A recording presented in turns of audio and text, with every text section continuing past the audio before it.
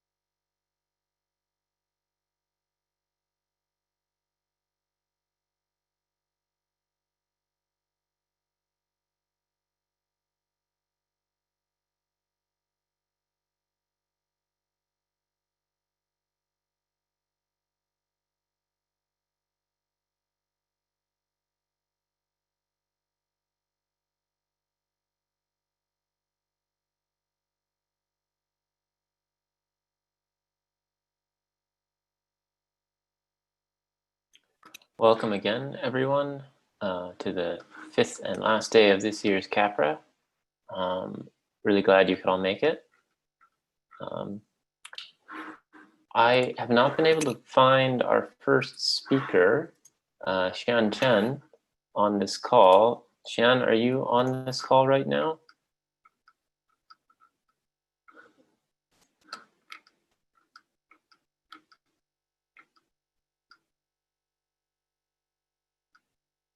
Similarly, I haven't been able to find our second speaker yet on this call. Rafia, are you on this call? Rafia Sarwar.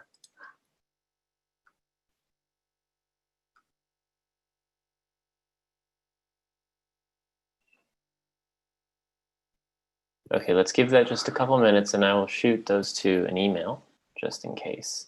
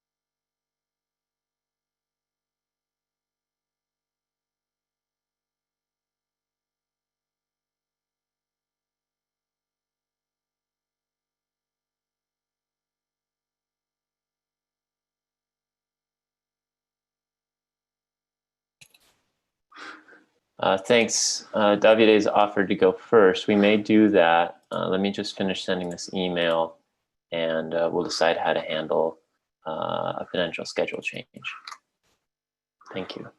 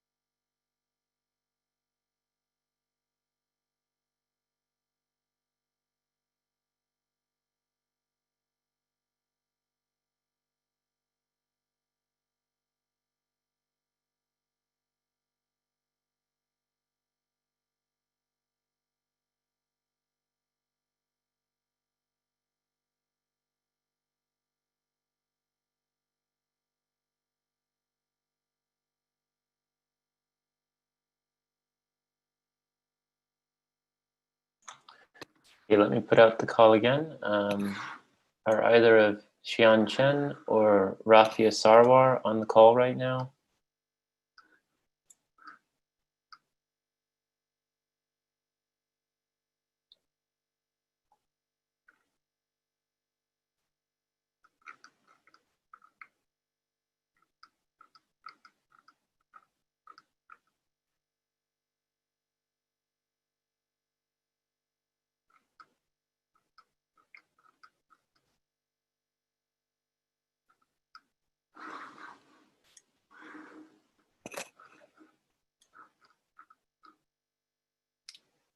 Okay, let's hear from some of you all.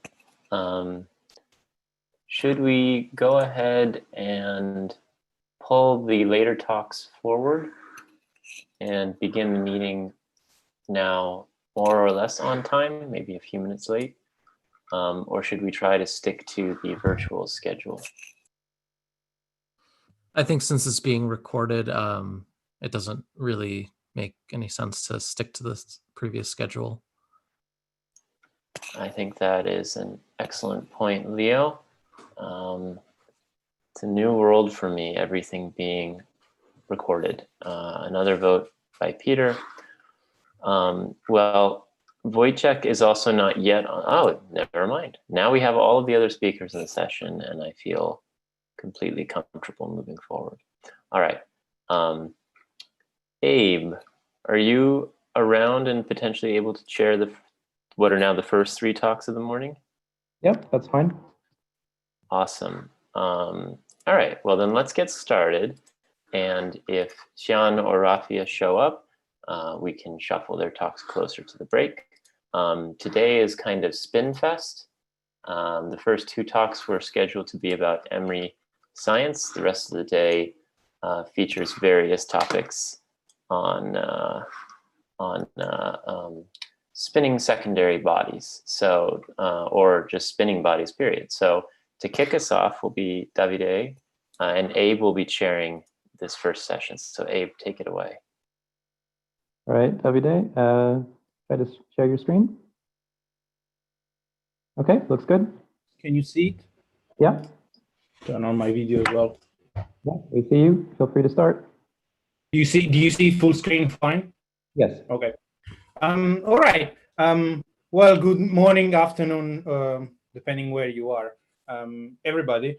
And thanks, Aaron and all the others for organizing and sharing this. I'm very happy to present what I call the status update. This is really, a summary of a research program that lasted for, the past 5 or so years. It's about understanding and analyzing the PN dynamics of spinning black holes, binaries, of course, using multi-timescale techniques.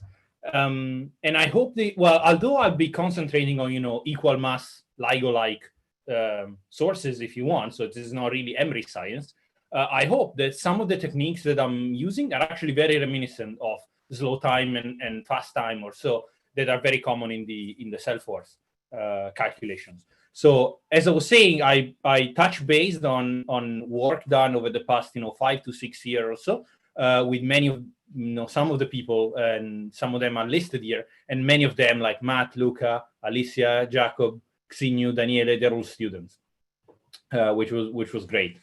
All right, so multi-timescale PN dynamics.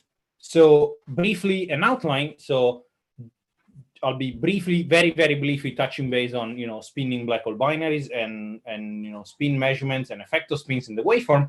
Then I'll jump straight into the bulk of the talk, which is the PN timescale separation and how this can be exploited to actually evolve and study black hole binaries. Point 3, a concept that we defined and found very useful to do all the things that I'll be talking about, the so-called spin morphologies. And then point 4 is going to be a broad, survey of all the things that we've been able and we want to do with this formalism. All right. So the effect of spins in gravitational wave waveforms can be broadly divided into 2, broad features, if you want. So if spins are aligned to the orbital angular momentum, that sets the length of the waveform. So waveforms with black holes with spins which are aligned to the orbital angular momentum tend to inspiral a little bit more. Consequently, the waveform is a little bit longer. If the spins are anti-aligned, the black hole plunges from afar and the waveform is shorter. Because the length of the waveform is something that we can measure and see, the aligned components of the spins are somewhat easier to infer from the data. If the spins are misaligned with the orbital angular momentum, that's causing the precession modulation, so the amplitude modulation to the waveform, which has this, kind of beating phenomenon that you see here. The reason is that the gravitational wave emission is mainly beamed along the direction of the orbital angular momentum. So if you see the binary face on, you see lots of waves. If you see the binary edge on, you see, less. The signal is smaller. So if the orbital plane is precessing, that's causing, it's like a lighthouse effect, causing this modulation that you see in the plot here on the right. Right, so this is broadly what we can or cannot measure from spin. This again in equal mass system for LIGO. The best measured quantity is the so-called effective spin, and I have a plot here with the first 4 or so events. The reason why it's best measured is twofold. Well, it affects the length of the waveform, as I was saying before, but it's also a constant of motion at 2 pn, which is a thing that I will be exploiting heavily. If not for the effective spin, the two individual spins are actually harder to measure. And in this plot that I have here on the bottom is a broad summary of what the LIGO folks have been doing at trying to estimating not only the effective spin components, but the entire spin degrees of freedom.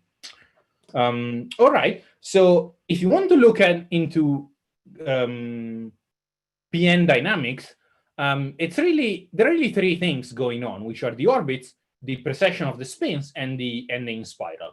Crucially, these three phenomena, they happen on different timescales.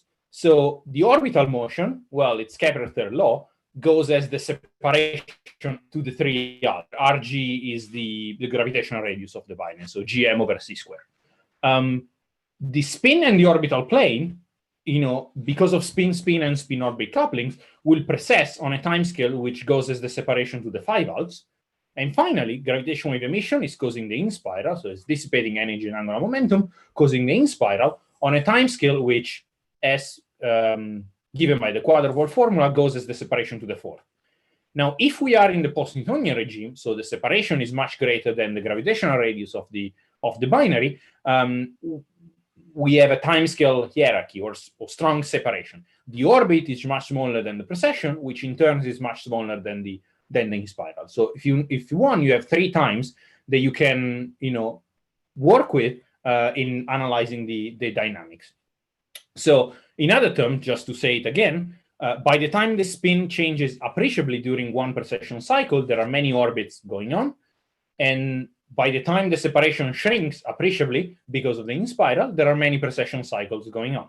So in the presence of a timescale hierarchy, one can develop and study the dynamics using multi-timescale techniques, which in practice means to freeze the phenomena that happens on the long timescale, solve the dynamics on the short timescale, and then implement a quasi-adiabatic evolution or an average, if you want, to evolve those solutions along the longer timescale. And by the way, this is common practice in binary dynamics, as you well know from the cell force kind of calculation. Now, in PN dynamics, the first inequality, the fact that the orbit is fast, that has been used since the foundation of the PN approach entirely. We are very used to work with orbit average equation. In other terms, it's what we call quasi-circular orbit.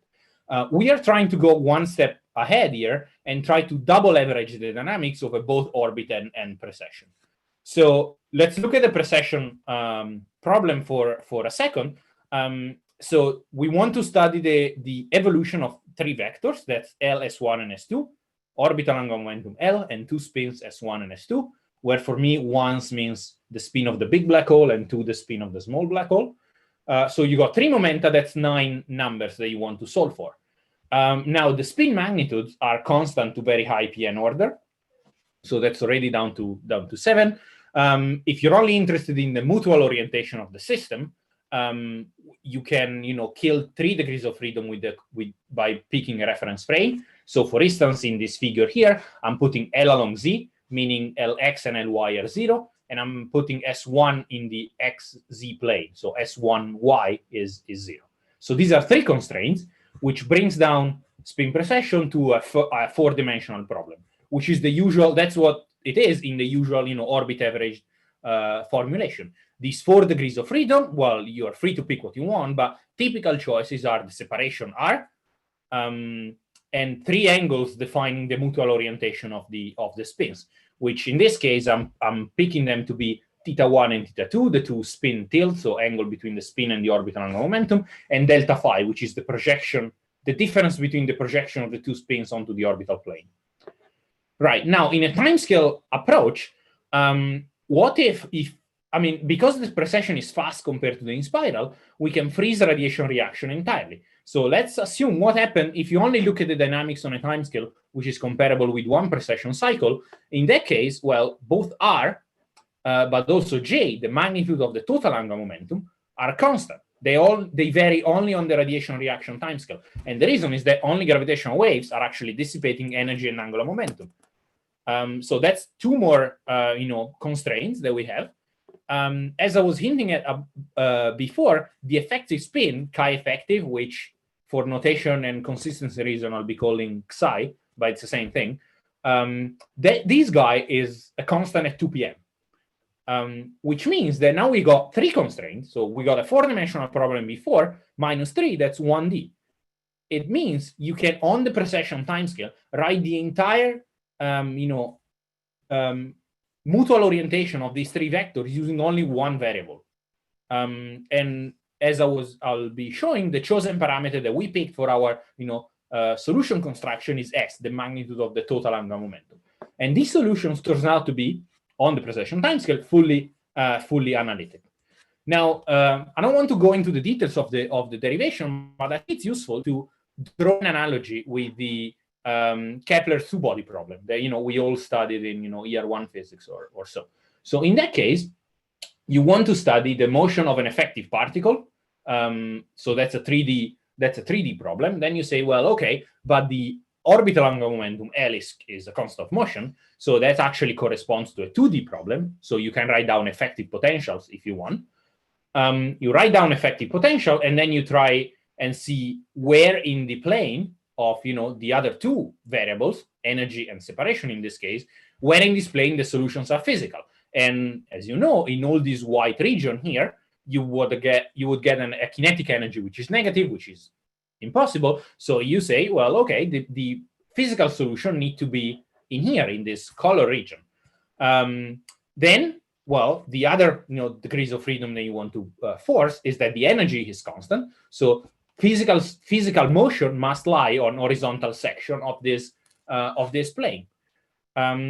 Then you can think about, well, yeah, okay, you don't really need to do it, right? You can just integrate Newton's law, get a bunch of points along an orbit, and that's your solution. The difference here would be that if you do what Kepler did, you find that those points are actually, they lie on an ellipse or an hyperbola if the energy is too high or so. So you understand the dynamics if you want better. And this is exactly the same thing that we did for black hole binary spin precession. So as I was saying before, you start from a 4-dimensional problem. Now, if you freeze a radiation reaction, R and J are constant, you're down to 2D. 2D, well, you can put the 2 constants of motion on a plane. So chi effective on the y-axis and S on the x-axis. And then you can exclude the region based on geometrical constraints. Like in all this white region, there is always one of the sine or the cosine that is greater than 1. So you cannot be.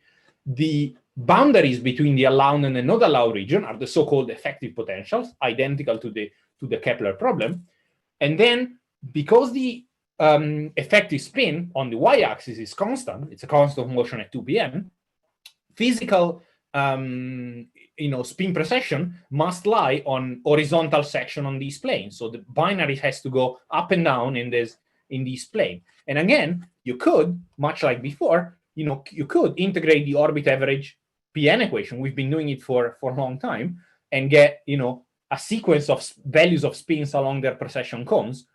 This corresponds to knowing the analytic shape of those cones, which comes with understanding the dynamics a bit better.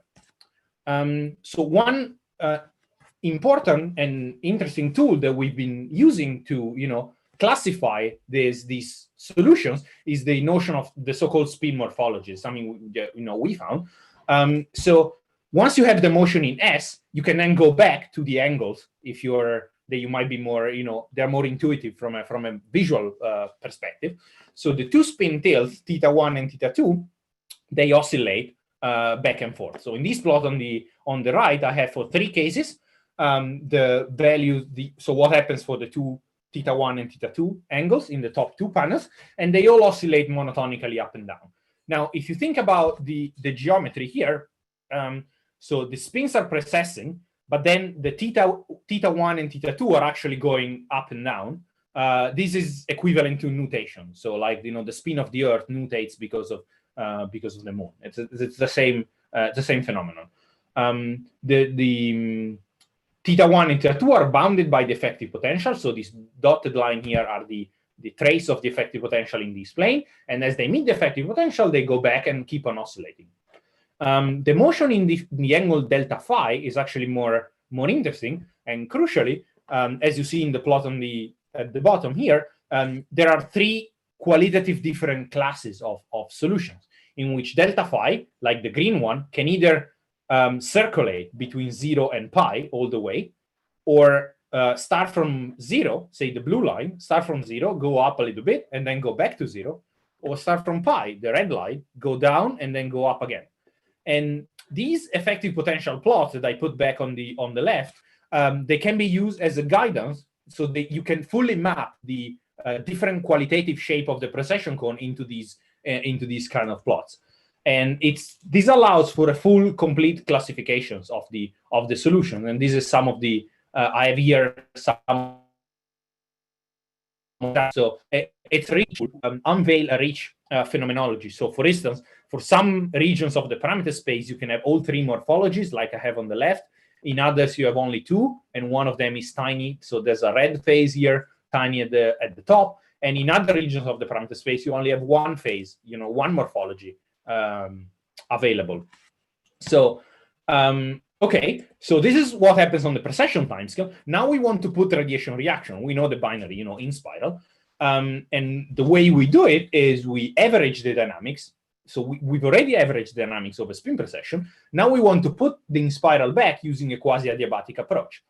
So we got, if you remember the quantity that we counted before, there are two values, two numbers, two quantities that change on the radiation reaction timescale. This is the separation R and the orbital angular momentum J. So we need an ODE that links the two so that I can move along a solution and at each time step in R, evaluate my precession dynamics as I know it from the, slow time, or if you want, fast time solution. And this, again, it's entirely equivalent to the usual orbit average approach. In that case, you have a value X that you want to average, and your dynamics is parameterized in terms of, say, the Kepler's through anomaly, psi. So what you do, you integrate X over dt d psi, and then you normalize by the orbital period. A precession average works identical, but now we are averaging the average. So I take my orbit average quantity, X orb. Now my dynamics is known in terms of S, which is the parameter I pick to parameterize the precession cones. So I then integrate in dt ds, and I normalize by the precession period. That's really everything that it is. I'm taking the orbit average solution and I'm averaging them again using the solutions that I got on the precession timescale. The answer turns out to be very, very simple, and it's given here.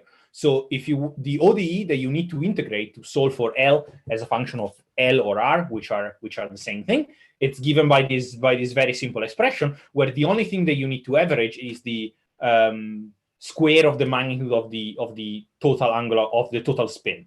And the solutions, integrating this equation is actually straightforward. Any out of the box integrator will do it. The orbits in JR plane, some of them are shown here on the in the plot. They're actually very easy. They're regular. There's nothing, no pathology or singularities or so going on. There's more to it. So the computational, it's very easy to do. The domain can be fully compactified. You can, instead of solving in R, you can solve in 1 over R and go all the way back to infinity. And if at each time step, you evolve down to, say, R equal 10, you want some precession timescale quantities, you can extract them in a statistical meaning, right? You know how frequent the spin are on their precession cones, and you can just resample the dynamics as you want. So you lost track of the precessional phase, but you know the distribution of precessional phases at all separations. So that can allow you to find precession timescale quantities in a statistical sense. So the morphology that I hinted at before, it's a quantity that, so it does not depend on the precessional phase. So once you got the solution, the morphology is what it is. But it does depend on the radiation reaction. So radiation reaction can change the morphology. So here in the plot that I hope you see moving on with zoom, I have the evolution of delta phi as a function of S. So that's like a precession cone.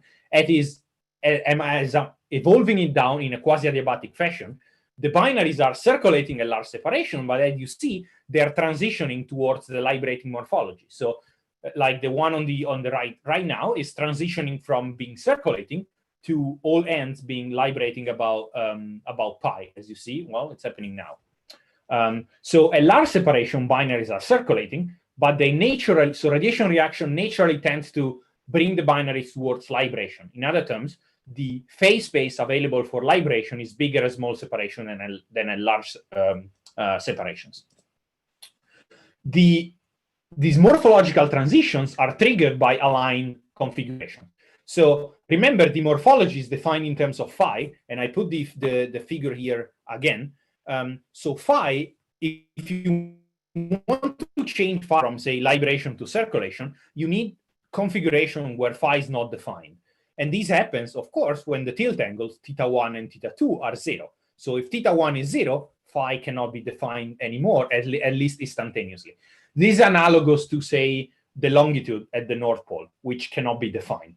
So if at any point during the inspiral, one of the ends of a precession cycle happens to coincide with a perfectly aligned binary, so θ1 or θ2 being 0 means one of the spin is totally aligned, that's the thing, that's the trigger for a morphological transition, which is what I have in these plots here. So here I'm picking a variety, say 8 or so configuration and large separation, and I'm evolving that down towards small separation. Now, at each radius here, things evolve from small to big separation, so from right to left, from left to right in these plot. So at each separation, say 10 to the 4 here, the binaries will oscillate back and forth many, many times because of the timescale separation within these envelopes here. As you go down, the envelopes tend to grow fatter. The reason is that there are the spin couplings, spin and spin orbit couplings are more and more important as the binary, as the separation decreases. But if one of these two envelopes, say the bottom, second bottom panel here, if one of these two envelopes touches a fully aligned configuration, that's what's triggered the morphological transition, and the morphology is tracked on the top panel. And again, sorry to interrupt. You're over time by 1 minute already. Sorry. I'll skip the next few things. And the morphology, the phenomenology is very rich. So circulation pi 0, you can go back or so. I'll skip this because I don't have time. So this is just to say that these entire it's really an entire framework that gave rise to an explosion of prediction in this past year. We've been reinvestigating the so-called flip-flops within this framework, which we call Y nutation. We've been looking into instabilities of aligned binaries, which is what Matt is going to talk about right after me. We've been using them to do stellar physics, exploring discontinuous limit, found new nutational resonance. So these nutational, when talking about, they can go resonant. Investigated how morphologies can be distinguished in LIGO, use them to map the asymptotics of a binary, which is what Luca talked about yesterday. And they've also been, so these solutions were not by us, but the solution have also been used to construct state-of-the-art LIGO waveforms. And very quickly, just to advertise that this whole approach is public in a Python module that is called precession, which has been, well, it's incredibly fast compared to any other orbit average approach. It's been used in something like 25 papers today. And we are currently, with Matt here, we're currently rewriting it entirely. And we expect it to be even faster. And so stay tuned for an upcoming cool version. And this is everything. Sorry if I'm over time. Okay, thank you very much. That was a very nice talk. Unfortunately, we're quite a bit over time, so I don't think there's any time for questions. If you do have, I see there are a couple of people with raised hands, so please ask your question to Davide in the chat or in the Slack channel. Okay, so the next. Sorry, I couldn't see the chat. I'm sorry for that. Okay, no problem. Right, so next is Matthew. Can you share your screen?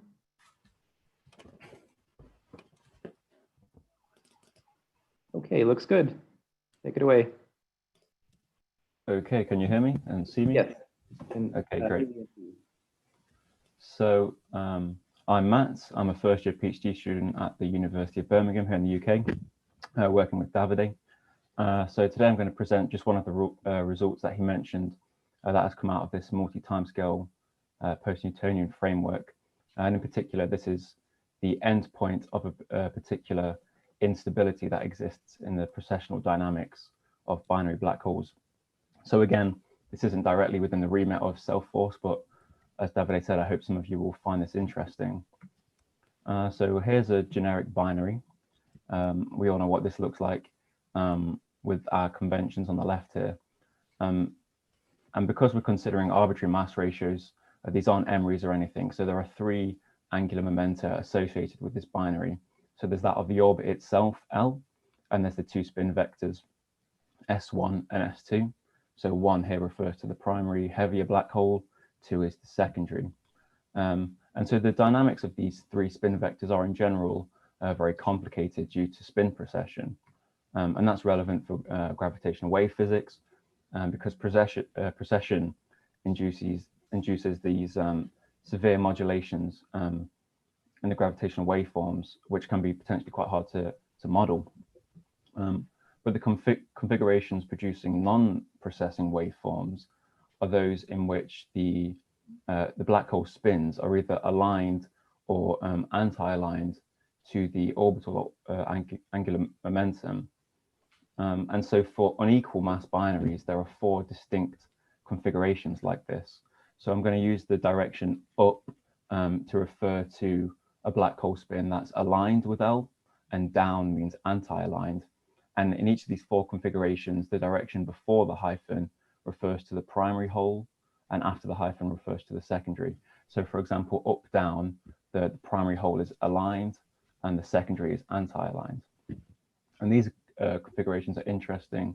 One, as I just said, because they're non-precessing, so we know how they should behave, so they're often used as test configurations.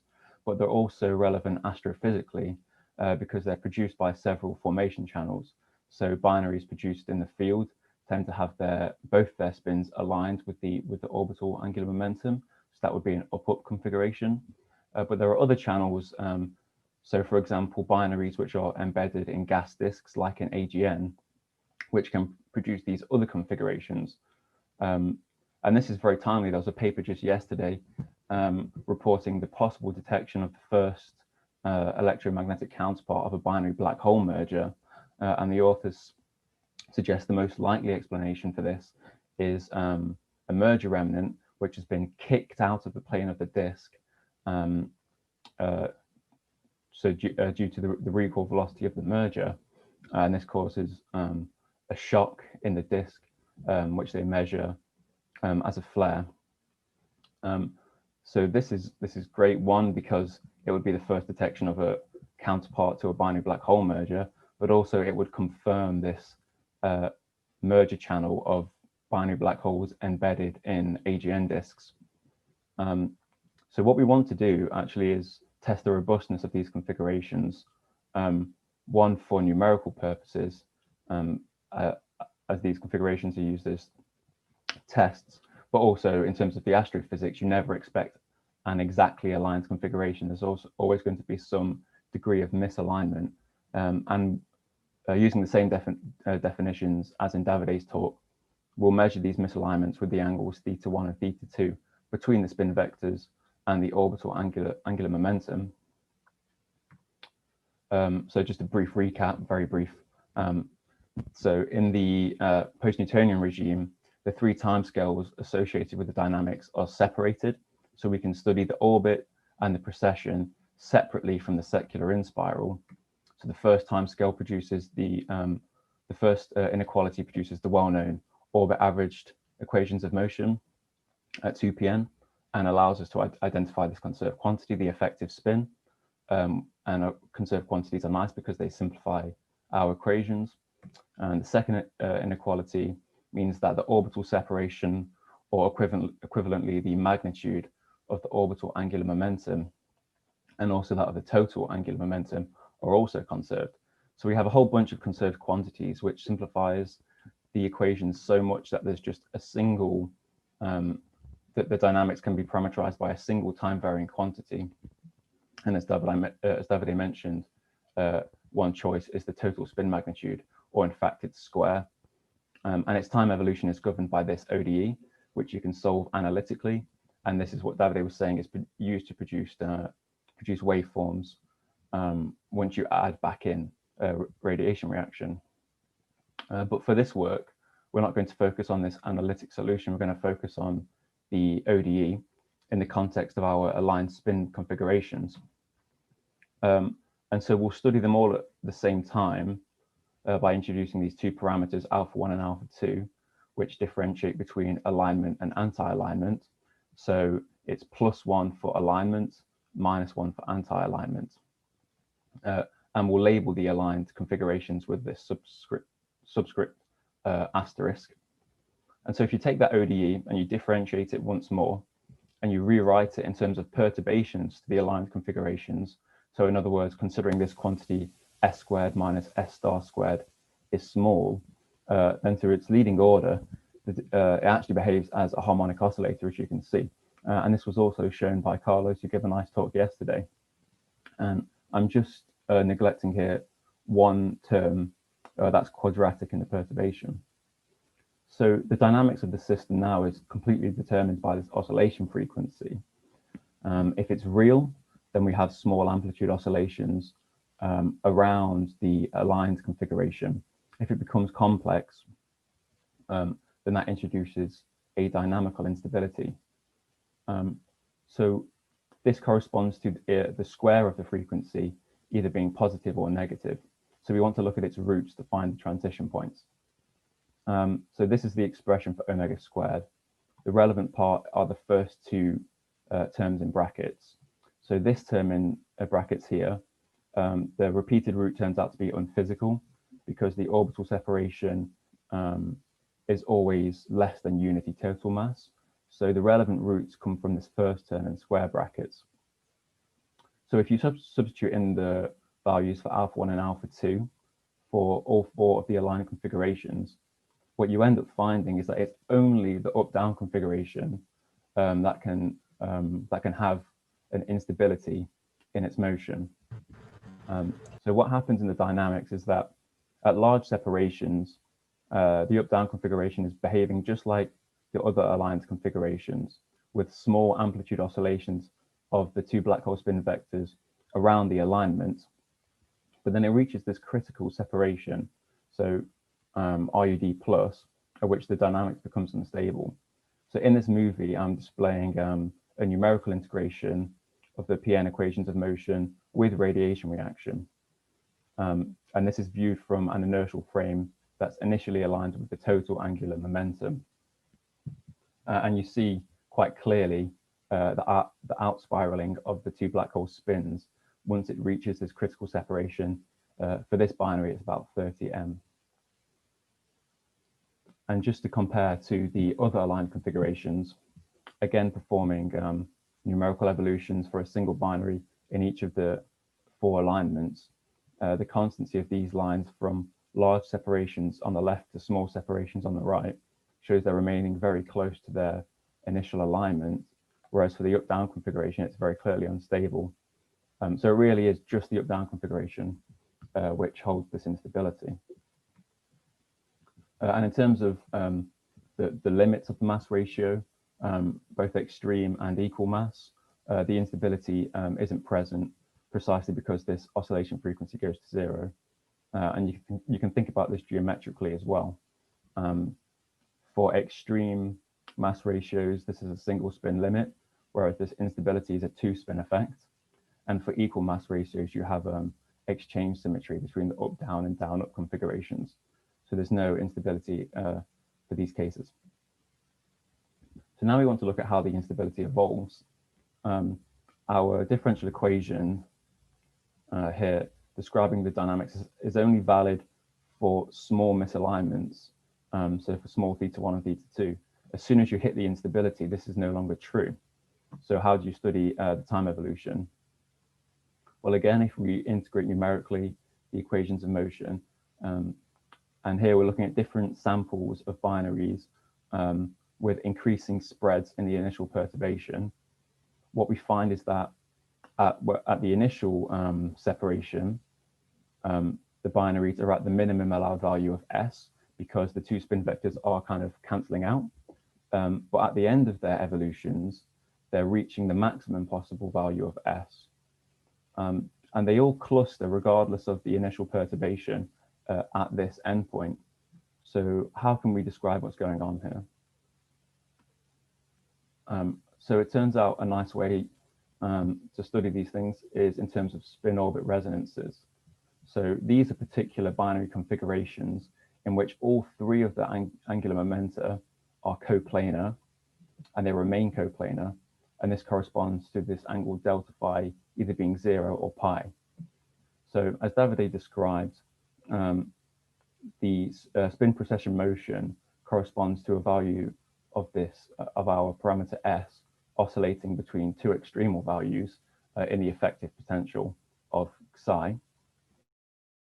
And the resonances are the limiting case when these extremal values coincide. And this corresponds to a vanishing derivative of our S parameter. And this can be cast in terms of a cubic in S squared. And to study when physical spin precession occurs, we need at least two of these roots to be real. And we can tell when this occurs by looking at the discriminant of the cubic equation. So the discriminant tells us the nature of the roots. And in particular for a cubic, depending on how you define the discriminant, it's positive when you have at least two distinct real roots. So that's physical spin precession. And it's 0 when you have a repeated real root. So that would correspond to a resonance. So it turns out when you look at this discriminant, it's actually a quintic in J squared.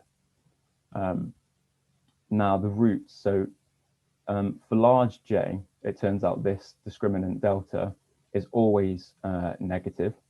So we can always identify the greatest physical root. And in terms of J, that corresponds to the delta phi equals 0 resonance. And then we can easily find the next physical root by looking at the next smallest. And that corresponds to the delta phi equals pi resonance. Now, of course, you can't solve this analytically, but you can do it numerically. And this is relevant for our up-down configuration because it's a resonance, being that it extremizes the value of J before it hits the instability. So to study what happens at late times in the evolution, we can take kind of the non-physical but asymptotic 0 separation limit.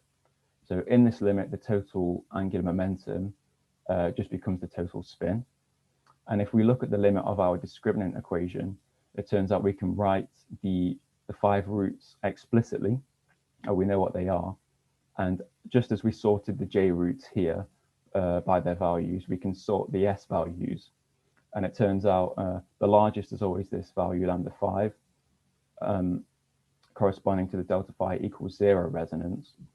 And the smallest is always the lambda 3 or lambda 4, depending on the particular parameters of your binary. So Q, chi1, chi2, etc. That corresponds to the delta phi equals pi resonance. So once you have S and you have your value of delta phi, you can also compute the value of your misalignment angles, θ1 and θ2. And so we have explicit expressions for these for generic resonances, so not just for our alliance configurations, but we can apply it to our up-down configuration, just substituting in all the relevant values corresponding to that configuration. And this is the result you get. So the two misalignment angles tend to equality. So what this means is that the two spin vectors are becoming equally misaligned with the orbital angular momentum. And I'll refer to this little figure here so that you remember how these angles are defined. And it tends also to a delta phi equals 0 resonance. So in the orbital plane, the direction of these spin vectors are coincident. And this also corresponds to a value of S, which is maximized. This is what the explicit representations tell us.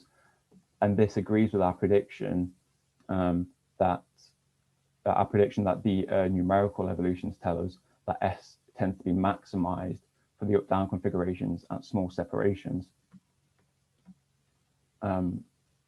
So to check whether, so these are limiting values in the zero separation limit, but our PN evolutions, you have to cut off at some point at which the approximations break down, basically. And so a usual fiducial separation is 10M. And we can test how close do a population of binaries actually get to these predicted limits. So again, we do numerical integrations starting from a large separation. Already some of the up-down configurations, so that's the red points in this plot, have gone unstable, and the other three configurations are close to the exact alignment. So the exact aligned are at the vertices of this figure. And then you evolve down to this small separation 10M. What you find is that the up-down binaries are dispersing in this cos theta 1, cos theta 2 plane, but with a very clear trend along the diagonal corresponding to our prediction of cos theta 1 equals cos theta 2. So it seems like even numerically at small separations, the vast majority of binaries are reaching the zero separation limit. Okay, so that kind of summarizes the results. So just to say again, the prediction is that up-down binaries are unstable to precession, and this instability leads to predictable endpoints. And this work was recently published in Physical Review D. So some ongoing work that we're looking at. So our analysis, both the analytic parts and the numerical parts, are all post-Newtonian.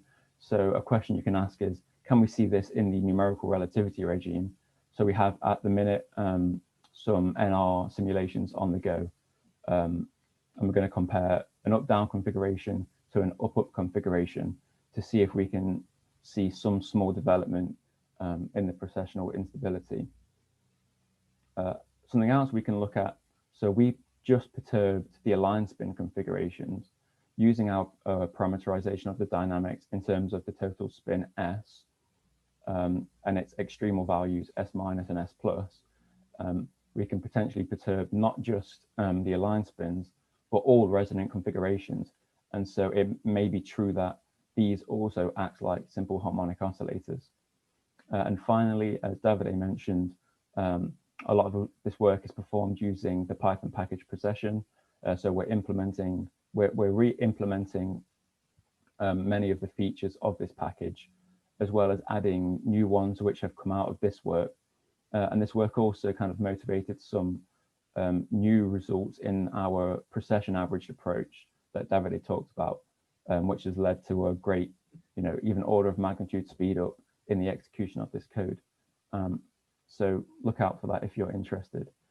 And yeah, so that's all I wanted to say. So if there's any time for questions, please let me know. Okay, thank you very much. That was a great talk. Georgios, you have your hand up. Yeah, I would like to ask why the expansion when you go from the 1000 M to 10 is not symmetric. Why the green region is not expanding as well as the red? Yeah, so there is, so compared to the, so in this diagram, blue corresponds to up, up, orange is down, down, red is up, down, and these green points are down, up. You do see there's some dispersion as well happening for the down, up configurations, clearly not as much as up, down.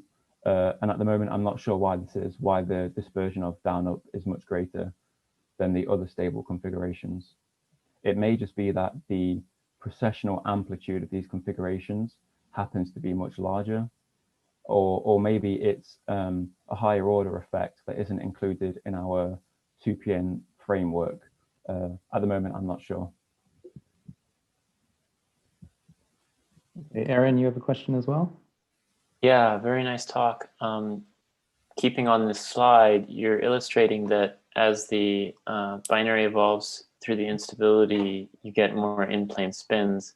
What about the delta phi distribution in this final state? Is it becoming close to 0.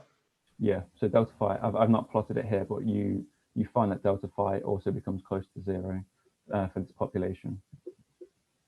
Okay, thank you. All right, thanks again, Matt. I'll give to the next talk. If you can stop sharing, great. And Vojtech, can you put up your screen?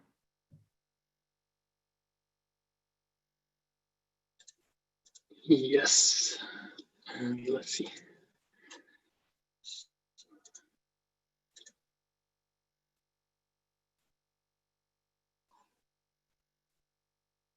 Okay. So can you see it? I can see it. It's not full screen yet. Yep. There we go. Okay, looks good. Go ahead. Okay, great. Hello, everyone. I'm Vojtech Witzany. Thanks, Aaron, for squeezing me into the schedule.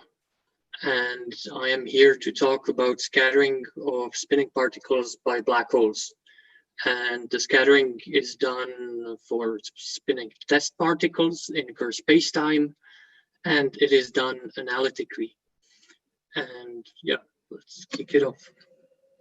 So what I am going to do in this talk is kind of demonstrate the analytical method used for this talk, for the derivation of this result, because I don't think it is very widely known, even though it's very old. It's a very old celestial mechanics method.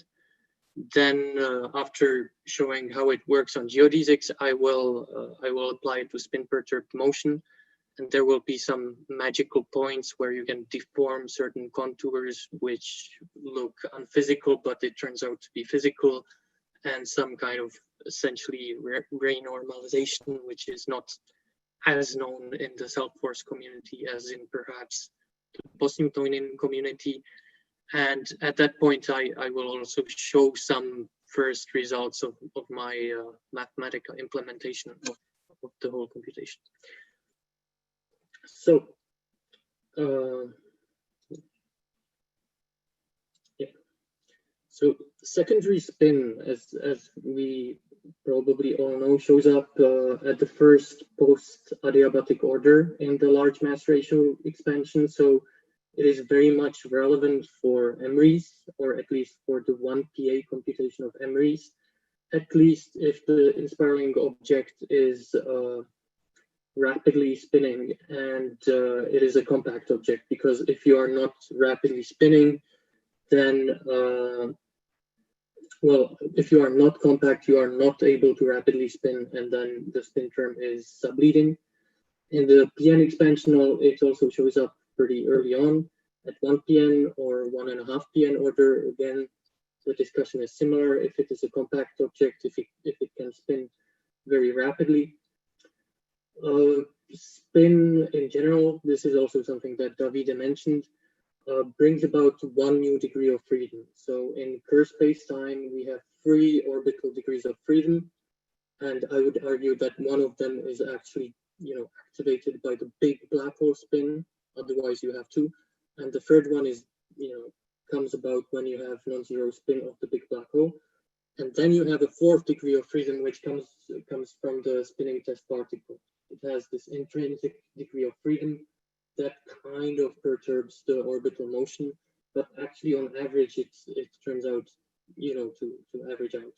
So these methods are similar to what Davide mentioned. Well, so one thing which I wanted to say is that spinning test particles are okay for the 1 PA order, so you can just go to a spinning test particle, take the spin to linear order, and compute all these quantities that you need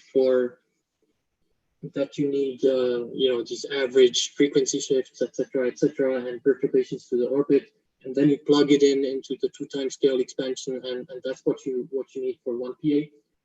And however, you don't really need scattering for extreme mass ratio inspiral scattering of spinning test particles.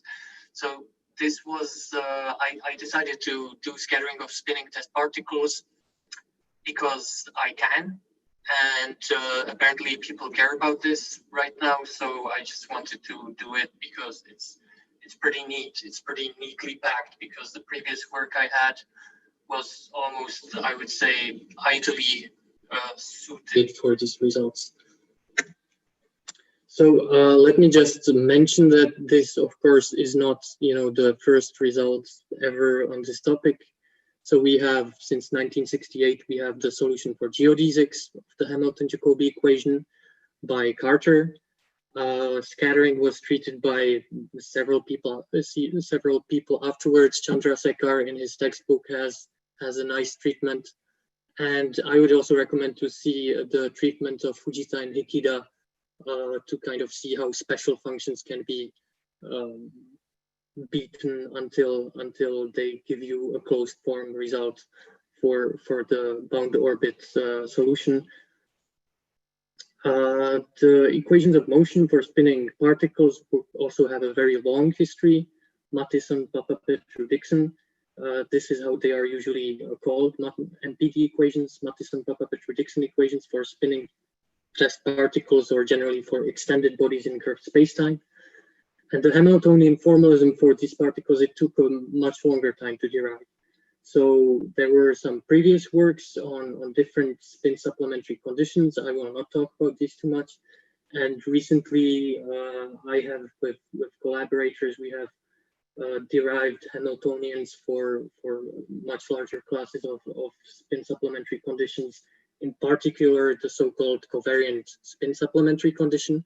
And also in that same paper, which is this one, we found canonical coordinates on the covariant phase space, which usually you have it in these, let's say, covariant coordinates, but canonical coordinates are good because you just take them and you formulate a Hamilton-Jacobi equation, which I did in curved spacetime, and I solved it perturbatively, also in 2019, and yeah, it allows you to compute certain observables for bound orbits, for instance, fundamental frequencies for bound orbits. So that's relevant for MREs and the 2-timescale expansion. But now we are going to scattering. I also wanted to mention that there were previous scattering results by Dini et al. In 2017, but they were for special initial conditions. This talk is going to talk about absolutely generic initial conditions at infinity, kind of falling in onto the black hole, so non-planar orbits, whatever. Not aligned spin, no special condition on the initial spin, and so on. Okay, so let's start with geodesic scattering and the methods to derive scattering there. So what you do is you have the solution of the Hamilton-Jacobi equation by Carter from 1968. And the solution is, you have redundant degrees of freedom that look like this, and then you have non-redundant degrees of freedom, I would call the R and theta sector. And they are not, they are separable, but there's a separation constant called the Carter constant, which allows for the separation, and the actions are non-trivial in the R theta sector. And what you do when you want to solve for the bound orbits or for any orbits is you can use something which is called the Maupertuis principle.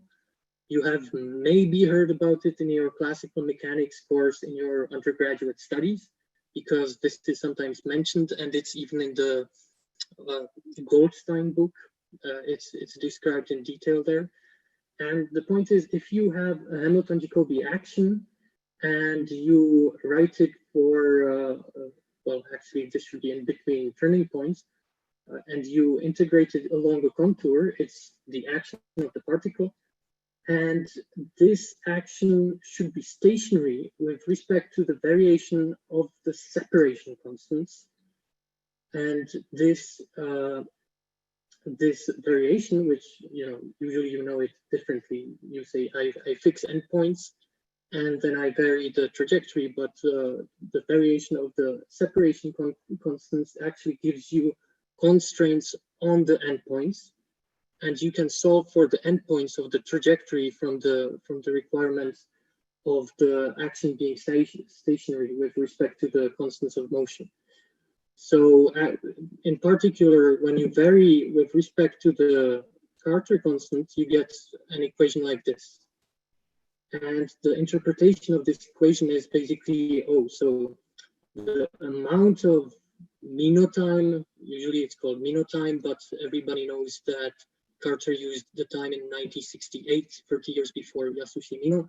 But if the amount of minotime spent on the R degree of freedom should match that spent on the theta degree of freedom. And that basically you can determine the, let's say, outgoing theta, the scattering angle, essentially from this constraint. And you can put it into closed form. The closed form involves elliptic functions, for instance, Jacobi elliptic function, elliptic integral of the first kind, the incomplete one. So it gets a little bit involved, but it's very much doable. Variation with respect to E gives you, the time interval. Well, for scattering, that's infinite. And variation with respect to L gives you the phi angle that has elapsed during the scattering. So this is all very nice.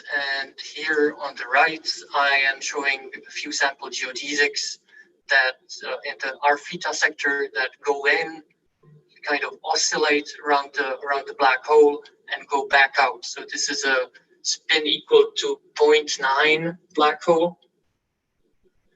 And so spin equal to 0.9, and you see that this is a very strong field geodesic. So the dashed values are the inclination, and the green circle is the innermost radius to which it can go. And it oscillates like 3 times, so no post-Minkowski expansion can actually treat this, because the post-Minkowski expansion assumes that angles like these are much smaller than 1. So this, well, maybe it can be resummed or something like that, but I doubt it. So this is an example that I wanted to show.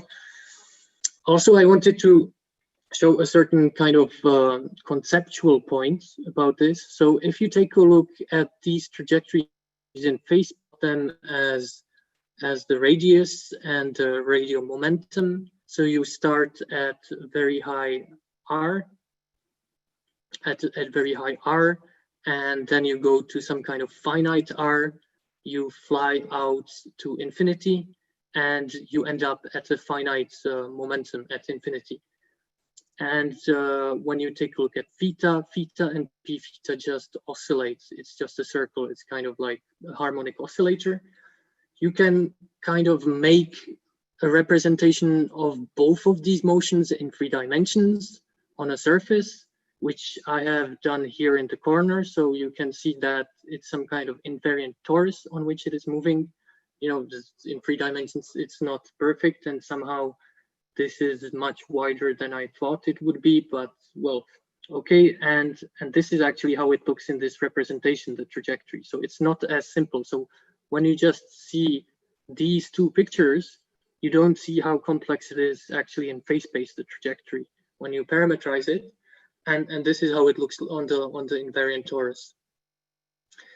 But the point is that when you are applying the Maupertuis principle, you could as well use this principle with with any contour. You just need to fix the endpoints and stay on the invariant torus and have the same number of windings around this torus, same number of oscillations in theta, but otherwise you can use any contour. And when you take a look at this original problem, it's trivial because the theta and R motion is independent, so you don't care what is happening in R when you're doing the theta oscillation and vice versa.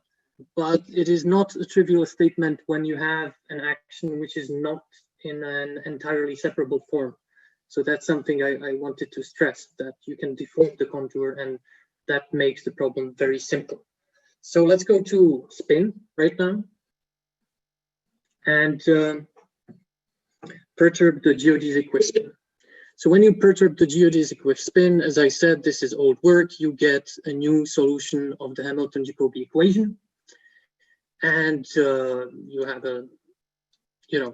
once again, okay, there should be like differences between the starting and final value here, etc. You get a very similar structure. So you get a spin orbital energy, spin orbital angular momentum, but you also get a new constant of motion, which I call aligned spin, but it has a somewhat nuanced meaning.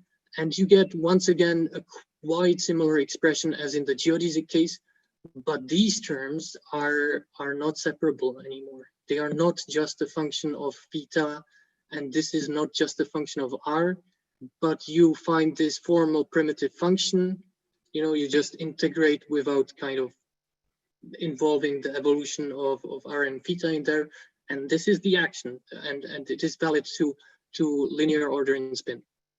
And just as a note for those who have never seen this, the S parallel has the meaning of the projection of spin into, let's say, the specific angular momentum vector as defined by the Killing-Gano tensor. Okay, so you do the same game. You take a derivative with respect to the Carter constant, and this determines the motion in the r theta sector. And you can solve this order by order. So the zeroth order is kind of like geodesics, like some kind of referential geodesic motion, and then you have a correction in the theta. And it's not super difficult. And even though the connection terms are not separable, you can choose the contour over which you are, kind of evaluating the action, so that all the integrals involved are simple. They are basically one-dimensional integrals. And yeah, so that's pretty nice. And even you can reconstruct the shape of the trajectory parameterized by r, because actually a finite minotime elapses during an infinite time scattering. So that's a very nice property. And the phase error scales with the minotime times spin squared. So it means actually it is well behaved, this parameterization, for the entire trajectory, unlike for bound orbits where you have an infinite time and you have a growing phase error. So this is also why I am talking about it.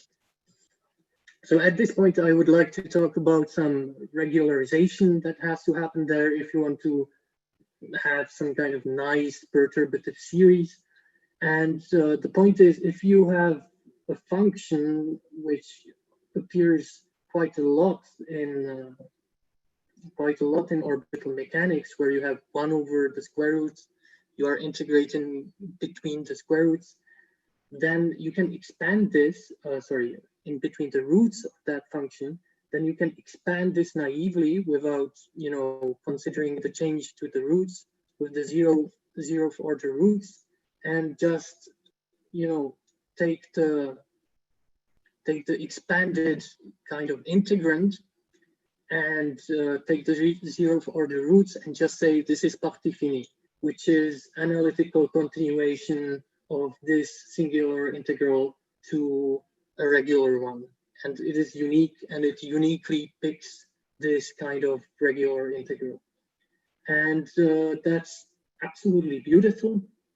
And in practice, what you do is actually in these integrals, you change to a phase variable, which eliminates this 1 over square root singularity, but leaves a singularity in there, which is 1 over the phase squared.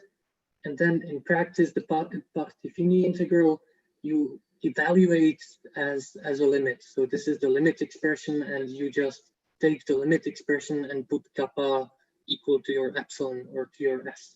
So you have, it's something like renormalization in QFT. It looks a lot like it, but it has a very good grounding in actually a fundamental and regular theory. It's just so that you have concrete expressions for your expansions. So this is a sample result expression.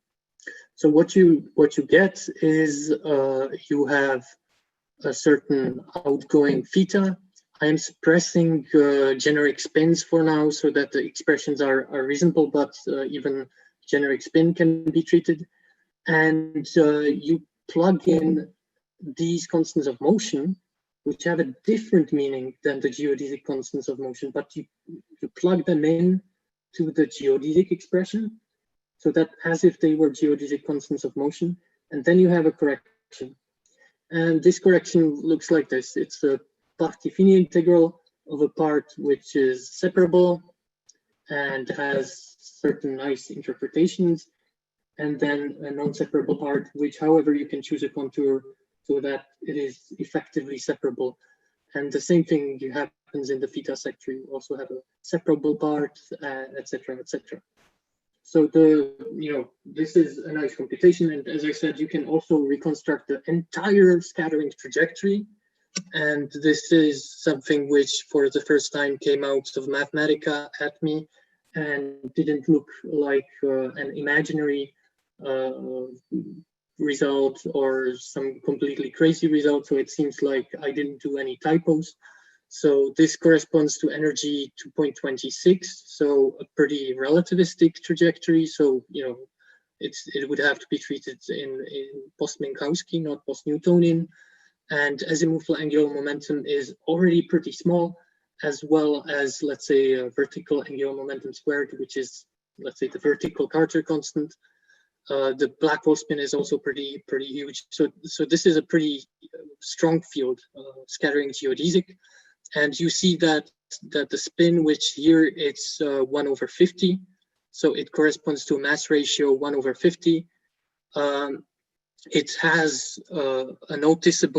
it causes a noticeable deviation from the exact geodesic. So the perturbation has well, it seems to work, but this is not the full picture because.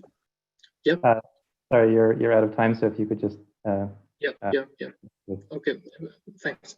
So this is not the entirely full picture because it's not necessarily true that these two geodesics or these two trajectories which I am showing are necessarily comparable in any sense. They are like formally comparable because I'm using this trick where I'm putting the constants of motion from the spin orbital problem into the geodesic expressions. So that needs some work. So I have some outlooks here. More work is needed as usual. Post-Newtonian, post-Minkowski expansions are needed. And I'm going to leave it at that. And thank you for your attention. Okay, thank you. Very nice work. We are out of time, but as far as I know, we still don't have the two morning speakers. Yeah, so I've now gotten in contact with both of the two speakers, and neither of them are going to be available to speak. So I think probably the best course will be to take a longer break than we had planned and start again at 9. Do people think that's a reasonable approach? Yeah, but maybe we should, since we do have a little bit of extra time, maybe we should give a chance for people to ask Vojtech a question.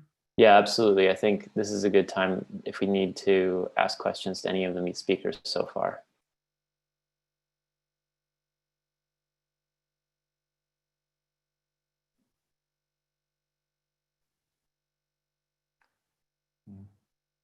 Oh, Chris.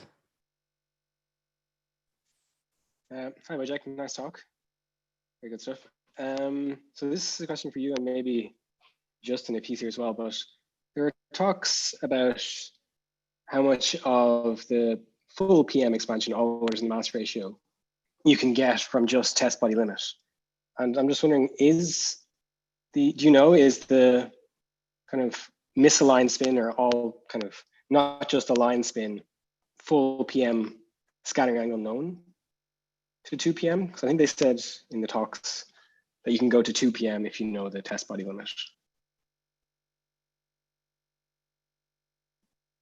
Did that make sense?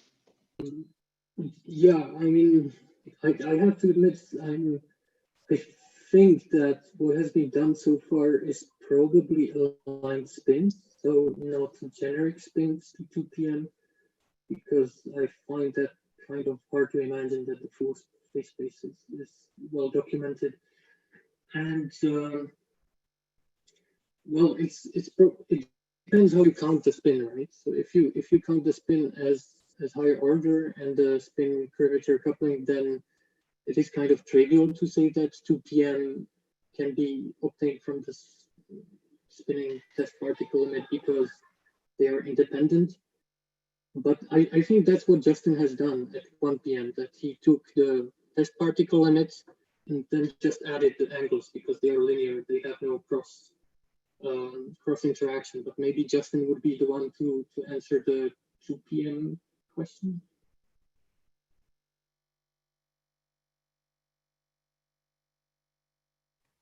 Justin doesn't appear to be on the call right now. Yeah, but it'd be definitely very interesting to talk to him about that. Sorry, guys, I'm actually here. Sorry, I was away for a minute. Can you repeat the question, please? Well, it was directed at Justin. I mean, if you're aware of the answer as well, that by all means. It was regarding the post-Minkowski scattering. Oh, no, sorry. I thought it was, my question is for Davide, if he's available. I just got back. And so we didn't get to that question yet. Okay, sorry, guys. Sorry for the mess. Are there any more questions for Vojtech? Okay, great, thank you. So now there's also a question, since we have a little bit of extra time. There's a question from Jonathan for Davide. Yeah, thanks. Davide, we've been looking at Katarina's MSA angles for the precession angles, and we've been noticing that there's a lot of pathologies in the multi-timescale analysis for systems that have almost anti-aligned spins. And I was wondering if this might have something to do with the precession morphology transitions that you were talking about, or if you've looked into this or considered it at all. What kind of pathology do you find in terms of waveforms or in terms of? In terms of the angle expressions, the corrections to the multi-scale coefficients tend to blow up. I don't know. I will need to see exactly what expression. I know Katerina has been implementing waveforms. In my dynamics code, I don't see any issues. I mean, I can integrate alignment, anti-alignment, or so. The waveform problem is it's a different problem than the pure dynamics, though. Yeah, I can point you to some of the waveform reviews where we look at these issues if you want. Okay. All right. If there are no more questions for any of the speakers, I suppose we will go on break and come back at 9 o'clock. Thank you. Thanks again. Actually, can I ask about that last point about yeah? So I wonder when you go through a morphological I guess this is a question for Davide. When you go through a morphological transition, does the root structure of the polynomial that gives the kind of potential that is integrated in the elliptic integrals, does that root structure change, or like which turning points you're integrating between? No, really, no. The root structure is always the same. You got 3 roots. One is unphysical, and is always the smaller one. It changes only at these spin-orbit resonances that Matt was explaining, where the 2 roots coincide. The discriminant goes to 0, and so. Okay.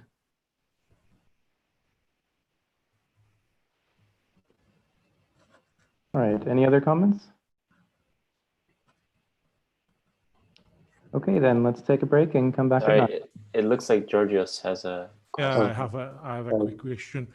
It's about the flips, about these instabilities. The only, if I understood correctly, the only possible case to have them is when you have aligned or anti-aligned spins, and no other than when you have, for example, when they are elaborating, there is no case that you can have some flips or something like this.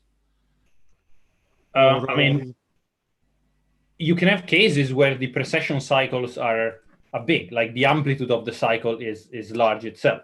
It's not it's not a real instability in the sense that there's a clear oscillation, something oscillates about something before and then not afterwards. You can have, and indeed you do, right? Cases where, so regions of the parameter space where the precession amplitude goes very large, and you have this wide flip between wide nutations, if you want, like in which the spin nutates from small to large angle at each precession cycle. But it's not really an instability. It's like a large precession cycle, if that makes sense. But it cannot, for example, flip from one side from something that's vibrating around 0 to flip to vibrate around P or something like this. You can have cases where during the single precession cycle, one of the thetas goes all the way from 0 to pi. You can. We have a dedicated paper on this, which is actually reinvestigating something that the RIT people found before. They called spin flips or flip-flopping. Exactly, yeah. Yeah, we've been reinvestigating those in our language, like in our multi-timescale language, and found very similar effects. But it's not. I can point you to the paper if you want. Yeah, but from the talk, I have thought that you were implying that only when you have align or align you can have these flips. But no, this is in general.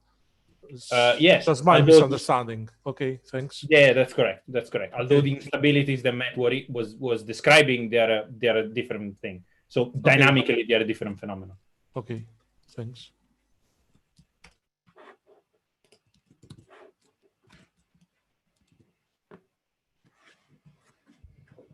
Any other comments?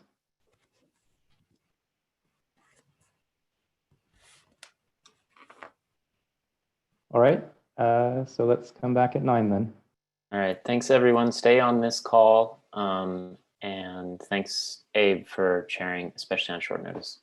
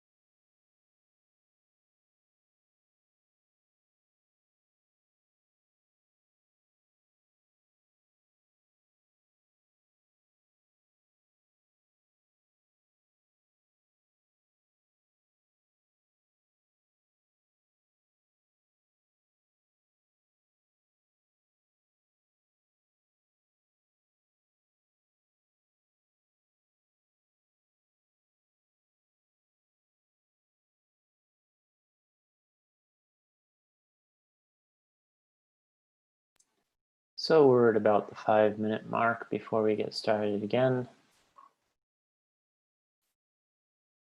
I'll chime back in with a couple minutes to go.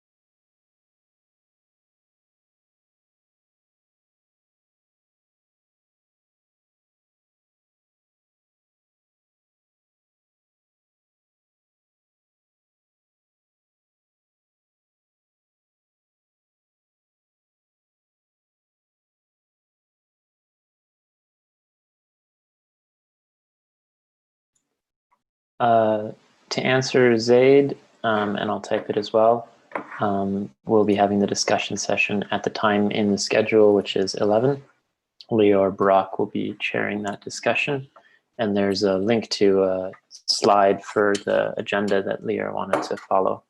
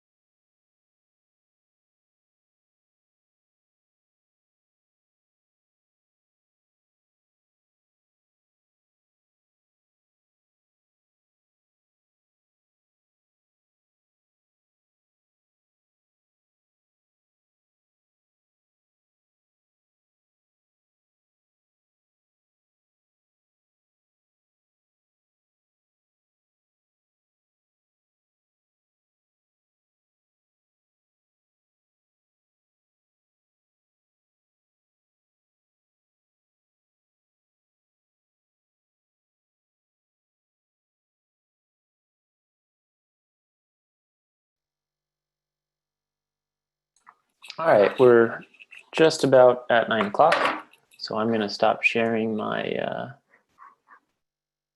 my message. There we go.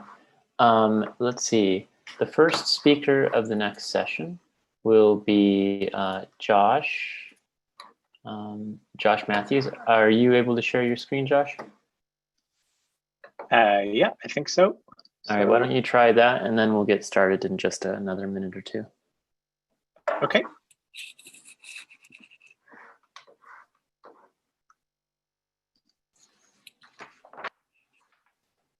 Is that sharing okay? That's looking good. Yeah. Okay, thank you. And we'll kick it off in just another few seconds, just to give everyone time to get back. Sure.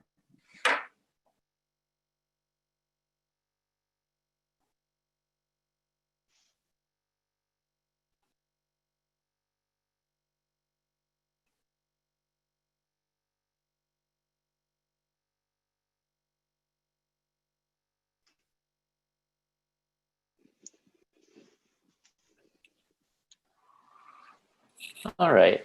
Why don't we get started if you're ready, Josh? So for the first talk of the last set of talks, we have Josh Mathews speaking about perturbations from gravitational perturbations from a spinning secondary. So whenever you're ready. Okay, thank you very much. Yeah, thank you, Aaron, for hosting, and thank you to all the chairs, and thank you everyone for being here on the Friday, I guess. So I'm Josh Mathews, I'm Barry Wardell's PhD student, and yep, I'm going to be talking about gravitational perturbations by spinning secondary in the Reggie-Wheeler gauge. In the name of lightheartedness, since it's Friday, I thought I'd share that I now know that Capra is the scientific name for the genus of goats. And I know that because when I went to Google the agenda, I accidentally hit image results and just got a bunch of pictures of goats. So you learn something new every day. So in this talk, I'll be putting emphasis on linearizing the Reggie-Wheeler-Zerilli formalism in spin and deriving regularization parameters for a spinning secondary. So Schwarzschild perturbations in a nutshell, it's looking at the Reggie-Wheeler-Zerilli formalism in the frequency domain, and I'm looking to solve for the first order metric perturbation induced by a spinning secondary. And I'm doing that by solving the Reggie-Wheeler-Zerilli equation for master functions, and I can reconstruct my metric perturbation from the master functions. So a bit of housekeeping on spinning secondary bodies. Some of it's been touched on already today. And that is, so first of all, your background motion of your secondary is no longer geodesic. Instead, it satisfies the Matheson-Papapetrou-Dixon equations. Now, the MPD equations require a supplementary spin condition to fully determine the motion, and I use the Tolksiev spin supplementary condition. I hope I'm pronouncing that all right.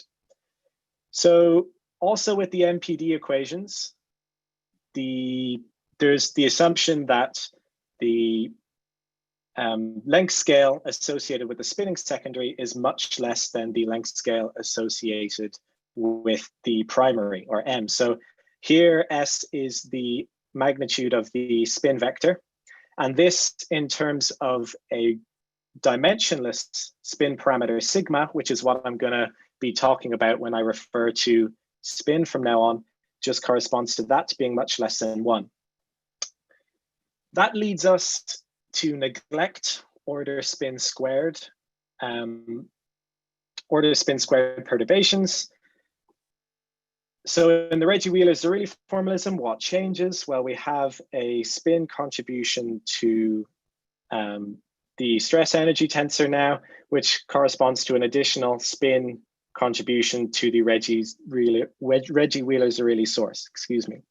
Now, even though I've split this up in terms of a mass contribution and a spin contribution, the mass contribution also depends on the spin via the dependence on the world line.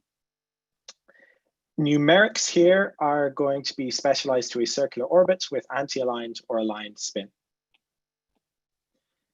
So the first thing I want to look at is the functional form of the field or the master functions for a spinning secondary. So here L is the Reggie-Wheeler-Zerilli operator in the time domain, and S is our source in the time domain. So for a non-spinning point particle, you get a weak solution in the sense that because your source has a delta and a delta prime, and your operator is second order, when you want to operate on something twice and get up to and including a delta prime, and so your field has these heaviside step functions in it. And the derivative of the field therefore also has a delta singularity in it. When you add the spin, you have a weaker solution in the sense that you now have a delta double prime in the source. And so you need to differentiate something twice to get that delta double prime back. So you now have your delta singularity in the field itself, not just its derivative. Now, plugging in these into the equation, you can derive the jump in the field and the jump in the field of the jump in the derivative of the field, excuse me, and also the amplitude of the delta singularity here. The jumps in the field actually are a useful consistency check in the numerics as well. So I said we were going to be neglecting order spin squared and just solving to linear order and spin. If you naively just solve the Reggie-Wheeler-Zarrilli equation straight up, you end up having to numerically linearize your results because your frequency is now perturbed by the spin, so you have a spin contribution, and therefore, in that sense, you have spin squared, nonsensical spin squared contributions to your answer if you just solve it like this. That numerical linearization isn't that expensive in the circular case. You just repeat your calculation multiple times for different values of spin and fit a polynomial and extract out the linear piece. But when you look forward to eccentric or more generic orbits, repeating your calculation that many times is going to get quite expensive. So instead, I looked at a way to directly solve for the linear and spin piece. So expanding out your omega squared term in terms of its spin and non-spinning piece, and we throw away any order spin squared terms. And you can split up your equation via the spin coefficients and the non-spin coefficients. And so you recover, first of all, your non-spinning standard Reggie-Wheeler-Zarrilli equation. And you also get this second equation for your spin piece, which has the same operator. So it's the same where it's the unspinning frequency now. And it's equal to your spin contribution to your source. And it's also sourced by this extra piece where R0 is the solution to the non-spinning Reggie-Wheeler-Zarrilli equation. So in terms of solving these, you want a compact source, especially looking forward to, again, eccentric and more generic orbits. You're going to want to use extended homogeneous solutions in solving for this, and that requires a compact source. So that's already achieved by our first equation, and our second equation has a compact piece and an extended piece. So you can split that up again by linearity, and you get this compact piece from your spin contribution to the original source, and you get this extended piece. How do we get rid of that extended piece? Well, using the partial annihilator method, we find an operator that acts on this to make it compact. Well, that's just our non-spinning Reggie-Wheeler-Zarrilli operator again. So operating with that again, we get the fourth order L squared equation equal to a factor up to the non-spinning part of the source. So we're looking now at solving three equations, so two second order ordinary differential equations and one fourth order, but we only have four unique homogeneous solutions that we numerically integrate for here, because the first two equations share it's just a second order standard Reggie-Wheeler-Zarrilli equation, so that shares those two homogeneous solutions. And then the fourth order shares two of those solutions, and then there's two extra homogeneous solutions that don't solve the second order, that do solve the fourth order. You can identify your standard in and up solution in terms of the two extra homogeneous solutions. You can identify one as the up solution, one the in solution by its asymptotic behavior here. So once you have those homogeneous solutions, you're free to use variation of parameters or extended homogeneous solutions in eccentric orbits to get your inhomogeneous solution to the Reggie-Wheeler equation and Reggie-Wheeler-Zarrilli equation, sorry. In that sense, you've now solved for the non-spinning piece and the spin piece separately, and you can do any gravitational self-force calculations from these radial solutions and just throw away any spin squared terms. So the other thing I was looking at was the Detweiler-Whiting singular field for a spinning secondary. This is best understood in the Lorentz gauge, and your metric perturbation can be split into the regular metric perturbation and the singular metric perturbation. The singular field is derived from the singular green function in the Lorentz gauge, and when you add in the spin of the secondary, you get this additional monstrosity to the already known, let's call it, mass contribution to the singular field. This result here for the spin contribution isn't yet specialized to a space-time or orbital configuration or supplementary spin condition of the MPD equations. Why was I looking at this singular field? Well, as I mentioned at the start, I'm looking to derive regularization parameters with a spinning secondary so I can make conservative full gravitational self-force calculations with a spinning secondary. Regularization parameters follow from suitable expansion of the singular metric perturbation and decomposition and decomposition of the singular field into harmonics. Taking the gravitational self-force itself to illustrate this example, you can then subtract off the singular contribution to the self-force to regularize it mode by mode with these regularization parameters here. Once you include these regularization parameters, your mode sum then converges to your regularized self-force or other gravitational self-force quantity you're looking at. The spinning case is still work in progress, but what I have got out so far is I've been looking at Detweiler's redshift invariant, this time specialized here to spin-aligned or anti-aligned secondary in a circular orbit specifically. So the redshift invariant is a conservative gauge invariant gravitational self-force quantity. And in the non-spinning case, what you normally associate with the redshift invariant is this HUU. It has a couple of definitions up to a factor, which basically corresponds to the metric perturbation, the first order metric perturbation contracted with your forward velocity. Now I can compare any spinning results I get with the Bini et al. 2018 paper, which calculate the redshift invariant for a spinning secondary, again, spin aligned or anti-aligned in a circular orbit. And what they found was, and this is from a post-Newtonian point of view, I should add, what they found was that the regularized spin contribution to HUU is no longer gauge invariant itself, and instead you have to consider this quantity here. So I have the first two regularization parameters out for this with a spinning secondary. As of last night, I found a missing minus that was plaguing me, but that's not that great because the first one was 0. Now that's good news because that agrees with Bini et al. And they did it in the Reggie Wheeler and radiation gauges. This is from the Lorentz gauge, mind you.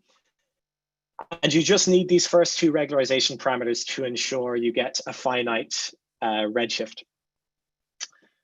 One comment I want to make in terms of the spin supplementary conditions is that as long as you have a spin supplementary condition in which your spin is contracted with your forward velocity, as long as that's 0 to linear order in spin, that's going to significantly simplify your leading spin contributions to the singular field. And so that does hold in the Tulksiev spin supplementary condition that I was using, for example.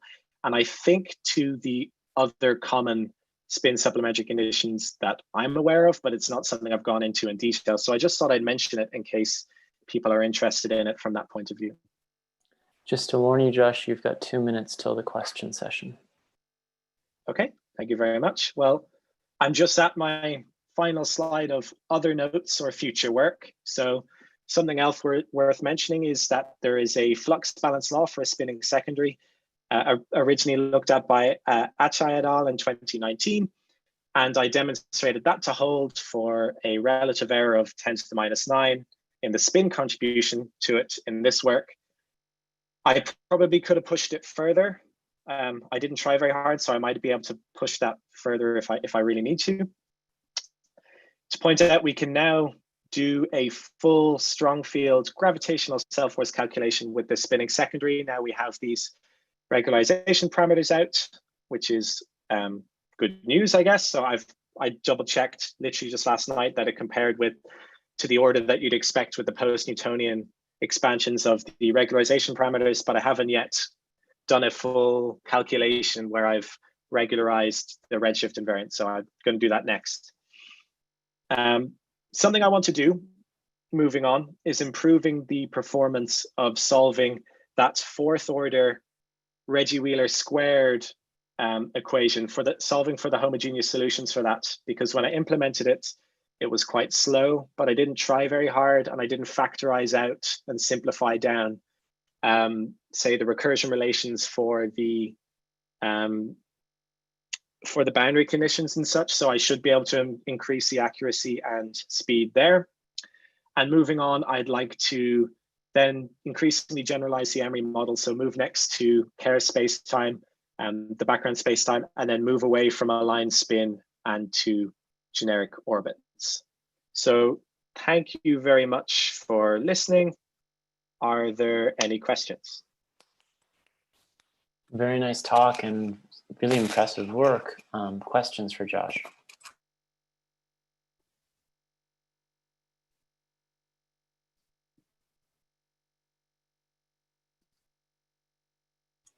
So I have no, let me let Andrea go first.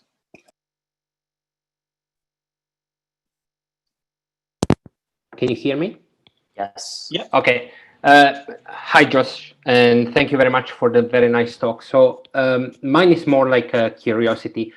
With this construct you just explained, how hard would it be to obtain, say, analytical expressions for the first order correction to the, in fact, not the Detweiler redshift you mentioned, but the spin precession invariant? Just a curiosity. Yeah, it's not something I've looked at, to be honest, so I couldn't give you a full answer. Okay. So I guess it's something I could look at. No problem if you want. Yeah, it's something we could look at after this. Okay. What about instead analytical results? I mean, this whole construct you have is numerical, as far as I understood. So just in general, how hard would it be to specialize it to actual analytical results? In terms of solving for, so is your question in terms of solving for the linear and spin piece directly analytically, or? Yeah. Is it? Yeah, okay. Just to have an idea, because I have no sense of the scale of the challenge. Okay, that's an interesting question, because so if I go back to this slide, you have this fourth order. Take, for example, analytical results that you could solve the Reggie-Wheeler-Zerilli equation using the MST method. You would have to develop such a method to solve this fourth order. So I'm not that familiar with how easy that would be to do, to be honest.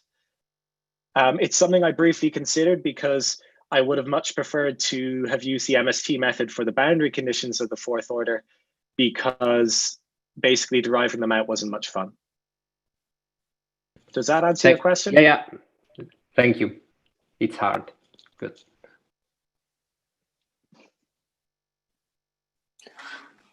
So I think my question might be naive, but I didn't fully understand the shift, the nature of the shift in the omega factor, which then of course leads you to this much more complicated set of equations. So is this essentially the idea that if I have a background geodesic with some radius and then I give the particle some spin, its actual circular orbit radius has been shifted and therefore it will be sourcing waves? Okay, so I guess your gauge is already fixed by wanting to be in the Lorentz gauge, but it seems like on some level that radial shift could be reabsorbed by a gauge transformation on the radius, what you mean by R0, by an order sigma shift. Is that something that can't be done? I'm not sure, to be honest with you.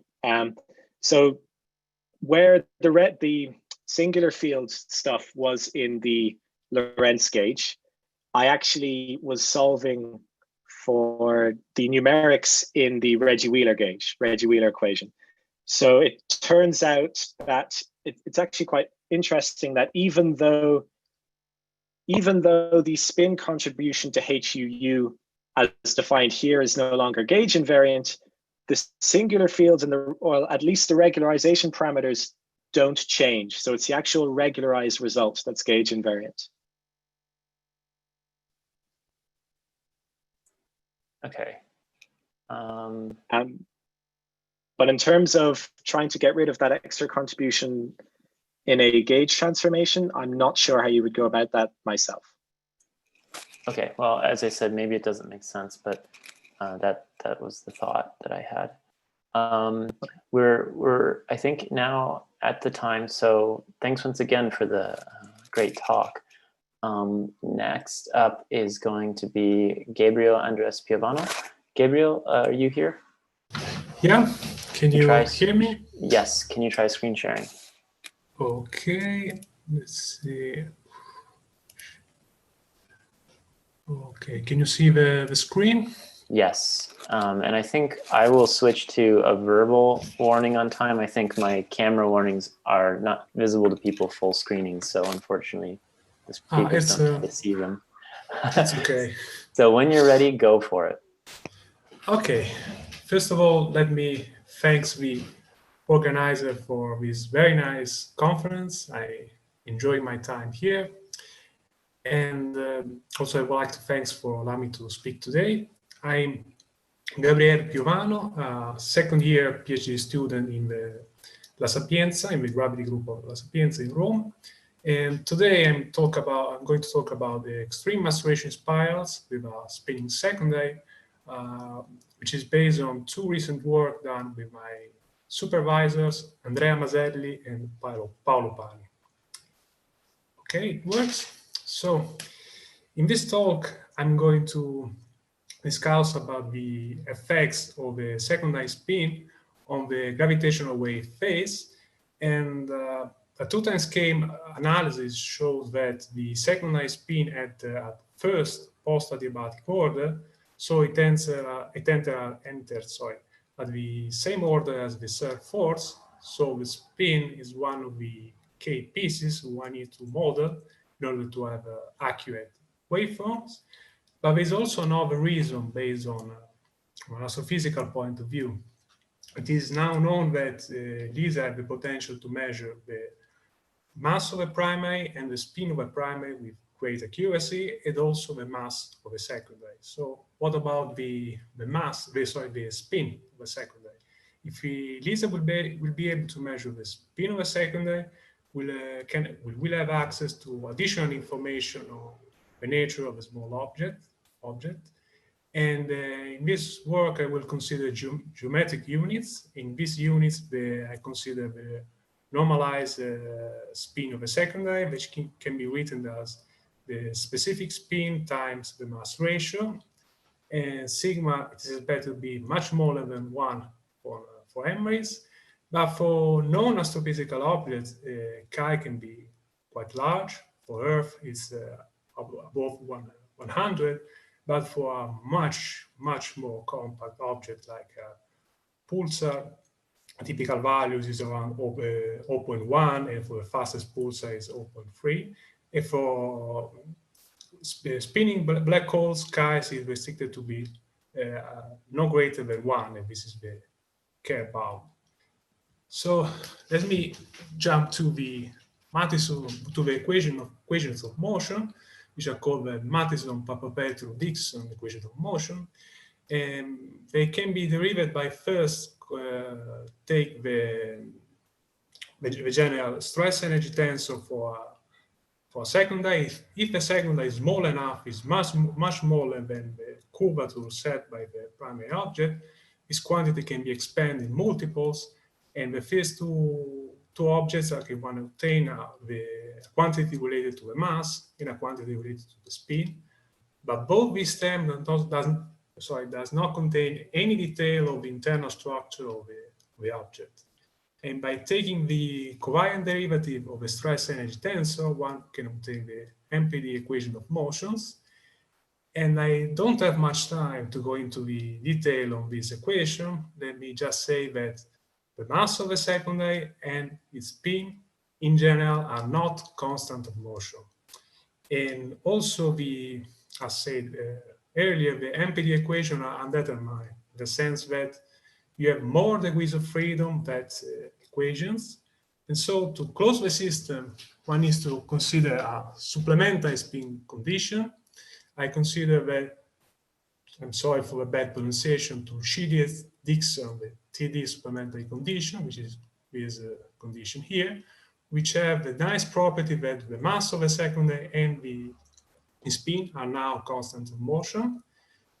And over two constant of motion for Kerr spacetime, for Kerr spacetime background, are these two quantities here, which are valid for the MPD equation, and I will call for sure the energy and the angular momentum of the secondary. And in this work, I will consider very simple orbits. I will consider circular equatorial orbits with the secondary spin aligned to the spin of the primary. For making things simple, I consider the primary spin to be parallel to the positive z-axis. And for study the dynamics, it is convenient to consider a spin vector as it is in this way. So the spin vector is aligned, that is parallel to the spin of a primary, when this condition is satisfied. So if S is positive, the spin vector is aligned, and when S is negative, the spin vector is anti-aligned. And we found analytic expressions for the energy and the angular momentum of a spinning particle, and for determining the ISCO, we use this effective potential, and we only consider stable prograde orbits. Okay, about radiation reaction, it was recently shown by Kay and collaborators that the local rate of change of the energy and the angular momentum can be related to the fluxes carried away by gravitational waves, fluxes of the energy and the angular momentum. Unfortunately, at the moment, there are not viable equations for the evolution of a spin vector, given entirely based on asymptotic fluxes. And in this work, we neglected radiation reaction on the spin vector, on the spin tensor, and we assume that the spin of a secondary remain constant even in the presence of radiation back reaction. Sorry. And with these two hypotheses, they can be really shown that omega can be written in this way, and so it is self-consistent to use this expression for the derivative of the energy angular momentum. Self-consistent because we didn't prove that a circular orbit remains circular also for a spinning body. It's an important issue that we leave for future work. And just a few words about the numerical routines. We use the mathematical packages of the black hole perturbation toolkit, and in particular, we use the packages for calculating the spin-weighted spheroidal harmonics, their derivatives, and their eigenvalues. And for the homogeneous radial solutions, we use two routines. One is the MST method of provided by the Tokowski package of the toolkit. And we use also the Sasaki-Nakamura method with new boundary condition. And our algorithm use both methods and start with the MST method, which is faster and more accurate at large radii, which means a low frequency. And when switch to the Sasaki-Nakamura method, when the particle approach the ISCO, so for higher frequency. And just a few words about the source term for the radial-Tarkovsky equation. We started by this expression here, given by Tanaka and collaborators, where these two operate with two quantities B and B2 are operators acting on the stress energy tensor.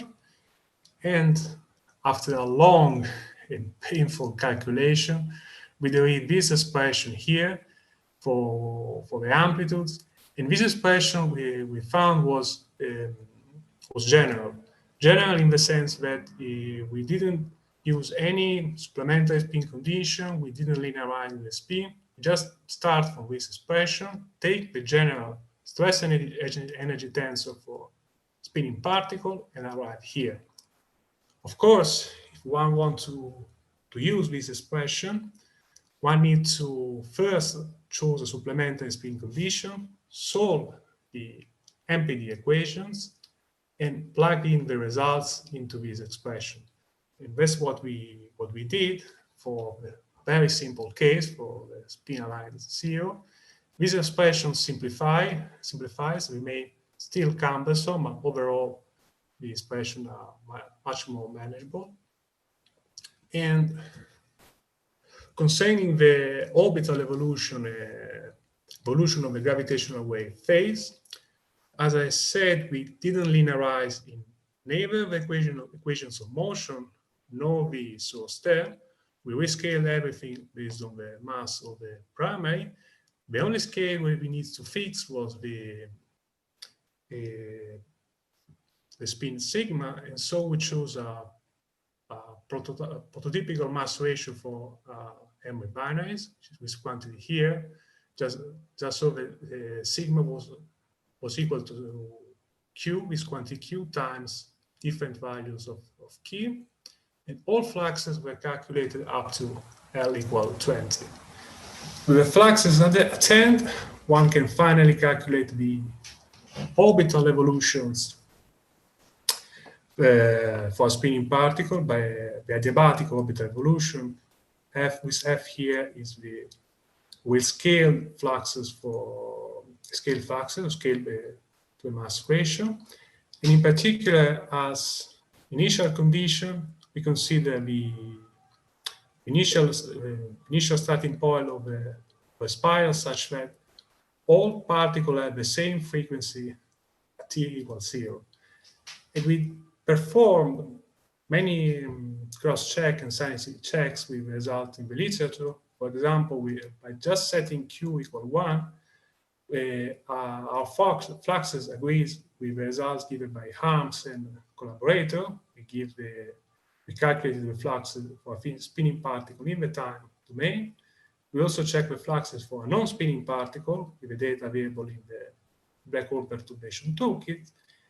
And we also did a final important check with the linear speed correction of the fluxes with Schwarzschild case with the data provided by Kay and collaborators. Also in this case, there is a perfect agreement. You have about 4 minutes till questions. Okay, I will speed up. Thanks. This is the linear speed correction to the fluxes. We consider two cases, the linear speed correction at fixed orbital radius and the linear speed correction at fixed frequency. And in both cases, the linear correction are negative. So a spin-aligned particle emits less radiation compared to the non-spinning case. And this is our result for the gravitational wave phase, for dominant contribution to the gravitational wave phase. And as you can see, the results are pretty linear in the spin of the secondary chi. And the correction to a phase can become quite sizable. And as a last thing, we give an estimate of the potential to measure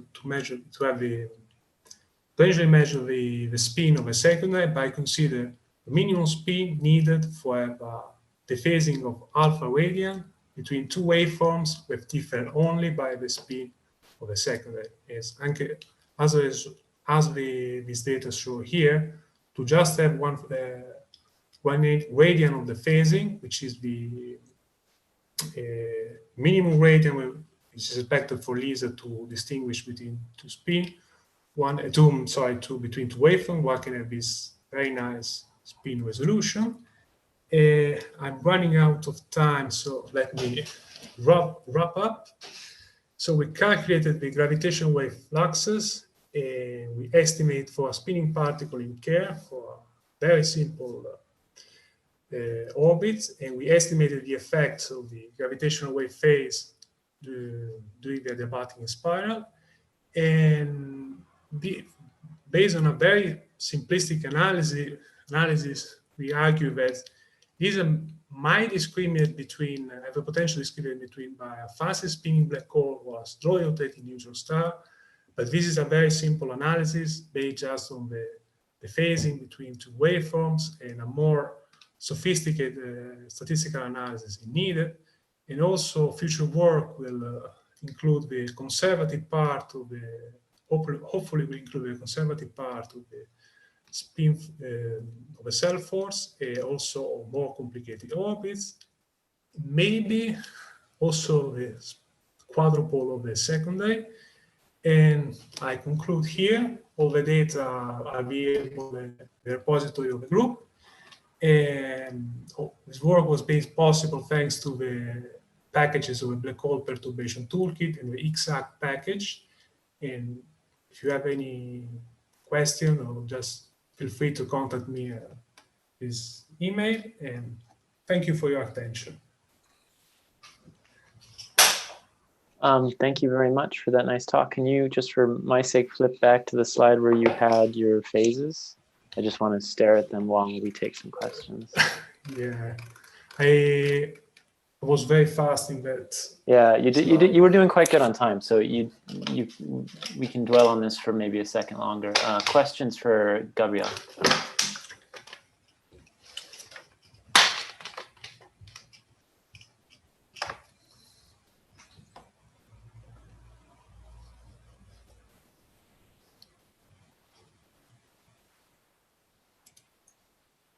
Well, I'll ask a question. There's been some discussion in this Capra about tidal effects, and I know that Paolo and collaborators showed that tidal effects can be potentially measurable on the larger black hole in an emery. Presumably, the tidal effects would be very small, but when you're talking about distinguishing between a black hole and a neutron star, how do these spin effects compare to the tidal effects if the secondary were a neutron star? Well, I think only the spin effect cannot resolve between the two objects. One needs to also consider the mass of the secondary.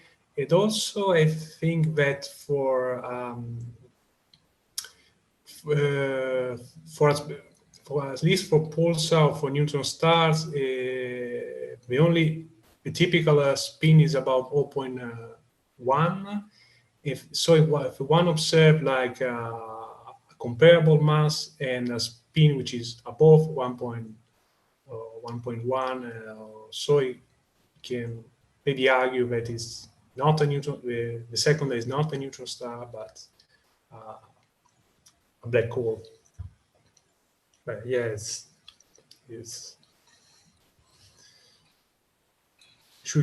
probably we should have to distinguish between the two objects. Yeah. Okay. Other questions?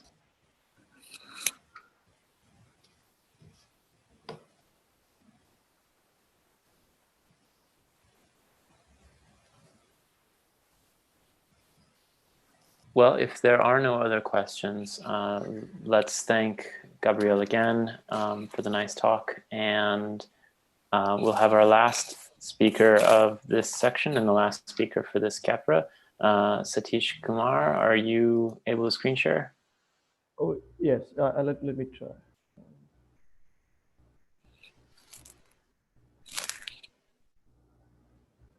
Yeah, can you? We can see you, hear you, and now we can see your screen. It looks like your slides are getting cut off. Yeah. So how about yes, now they look good. Okay, great. So whenever you're ready. Yeah, hi, I'm Satish, and I'm from International Institute of Physics, and I would like to talk about the spin-induced motion in curved space-time. Yeah. So we all know that traditionally the spinning particles are explored by using the Mathews and Perturbations formalism, in which there will be a set of equations of motion, and to complete the set of equations, we always need to supplement with some additional spin supplementary conditions, which traces some specified center of mass borderlines, right? And there are n number of supplementary conditions. So in our recent work, we have developed a framework where we can, based on the covariant Hamiltonian formalism, where we can extract equations of motion and solve it without using any spin supplementary conditions. And this is done in with these collaborators as shown here, and the references here, which you can take a look. So before going into the spinning particles case, let me briefly review the test particles case. The dynamics of test particles in curved spacetime are described with three sets of ingredients in the Hamiltonian formalism. So the first one is Hamiltonian. That is, let's say for a given metric G mu nu, we consider a free Hamiltonian, which interacts, that is, the particle interacts only gravitationally, then the Hamiltonian will be of this form, where G mu nu is a metric and pi is the covariant momentum, which we will define in a while. And the phase space consists of position coordinate, covariant momentum, and obeying these Jacobi identities. And the second ingredient is the equations of motion, that is being defined the Hamiltonian and the phase space coordinates. It's straightforward to compute the equations of motion by computing the Poisson-Dirac brackets as shown in here. You know, from this, the first equation implies that the covariant momentum is proportional to the proper force velocity, and the second one is obviously the geodesic equation. The third ingredient is, of course, it is useful to collect the conserved quantities for solving in some specific space-times. For example, the Hamiltonian itself is a universal constant, and apart from that, based on the symmetries of the space-time which we are interested in solving, we will have additional constants of motion, which I will explicitly write in the next slides. Okay, so now let's get into the spinning particles. So the spin degrees of freedom are described with the real antisymmetric spin tensor sigma mu nu, as shown here, which can be decomposed into three magnetic type dipole moment, which is a spin proper S mu, and three electric type dipole moment, which in the gravitational context is the mass dipole moment Z mu. And these are spaced like by construction, and it is required to match the number of independent components of sigma mu, right? So with this definition, we have the phase space variables, which is position coordinate x mu and the momentum pi mu and the spin tensor sigma mu, right? So now we compute the Poisson-Dirac brackets similar to that of test particles as shown here, which encodes all the information about the metric, Riemann tensor, and the Christoffel connection. And these brackets are composed based on three conditions. One is these brackets must be covariant in nature, and these dynamical quantities must obey the Jacobi identities in the sense of a closed system. And the third one is it should be the total spin I should be Cashmere wave. So now being defined the phase space, similarly, it's very easy to compute the equations of motion by choosing any specific Hamiltonian of our choice.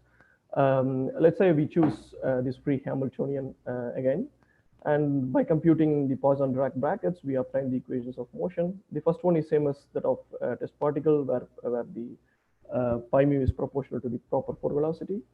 And the second one, the left-hand side is the geodesic part, and the right-hand side is analogously, let's say, if we replace spin with charge and Riemann tensor with the electromagnetic field strength, then analogously, this is the gravitational Lorentz force.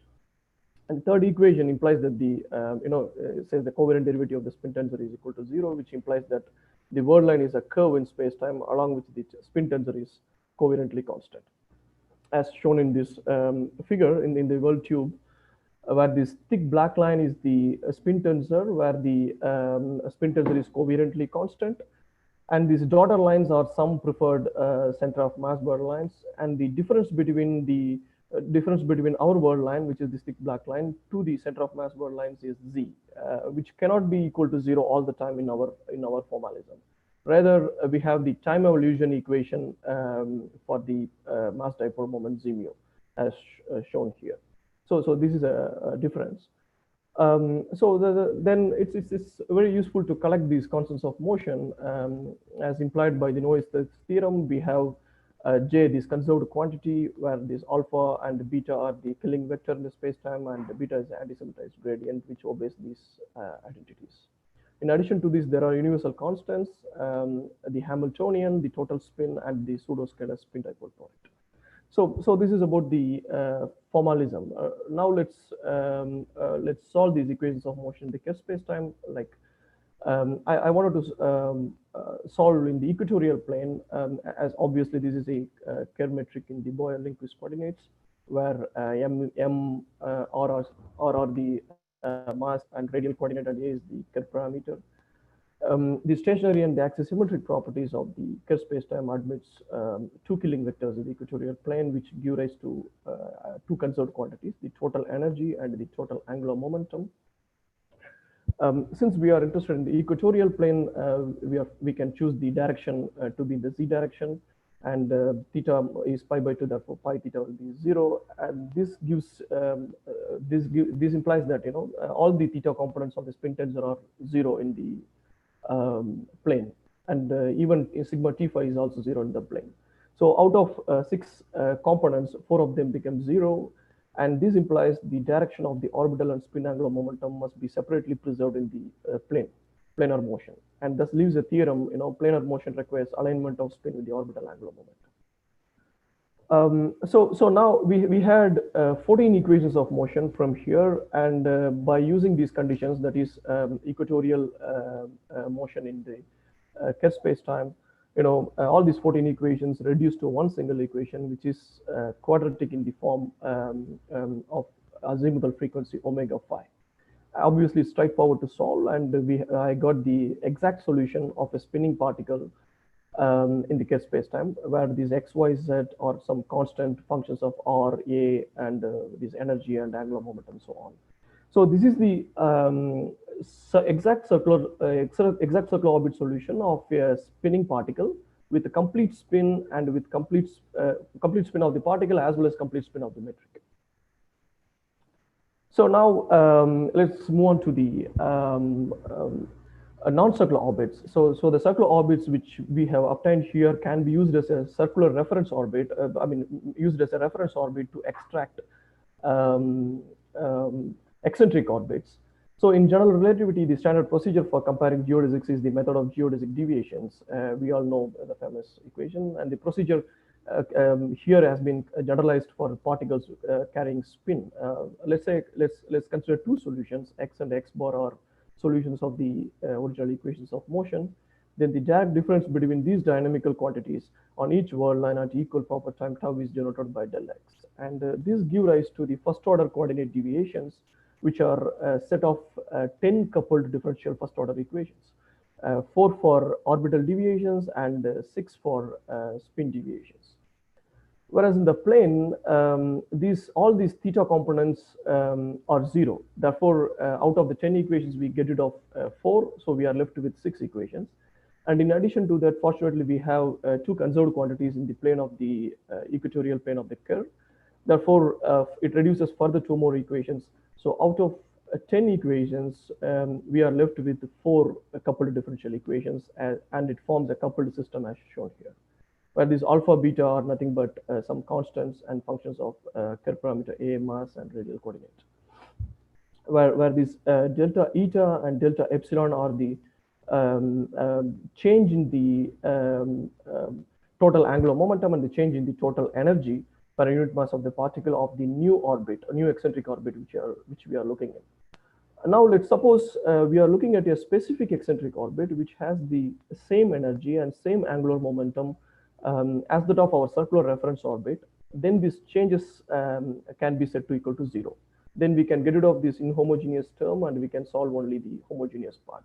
Upon doing that, we obtain the angular frequency of the system, which implies that there are 3 zero modes, which are secular solutions of the orbital degrees of freedom. And there are 2 pairs of non-trivial periodic solutions as shown here, where these A and B are again functions of Kerr parameter A and the mass M and R, capital R, the radial coordinate, right? So now, by using this frequency, we can extract the ISCO. The presence of spin alters the stability conditions. By looking at this stability criterion of this frequency, we can find the ISCO. So the spin should alter the ISCO, right? We know that the circular orbits are stable as long as the planar deviations display oscillatory behavior. Now, for this frequency, omega plus or minus square to be positive and real, the term inside the square root a square minus 4b must be greater than or equal to 0. And for the frequency omega plus or minus itself to be real and positive, then a and b must be individually greater than or equal to 0. Upon using this stability criterion, we obtain a plot between r ISCO, I mean the radius of the ISCO versus spin. The sigma is the spin of the orbiting object, and this capital M is the mass of the central black hole normalized on both sides. So from this, the right-hand side is the, in the right-hand side implies that the spin of the particle is aligned parallel to the orbital angular momentum, and the left-hand side is this spin of the particle aligned anti-parallel. In the right-hand side, we see that, in the positive x-axis, we see that when the magnitude of the spin of the particle increases, the radius of the ISCO decreases.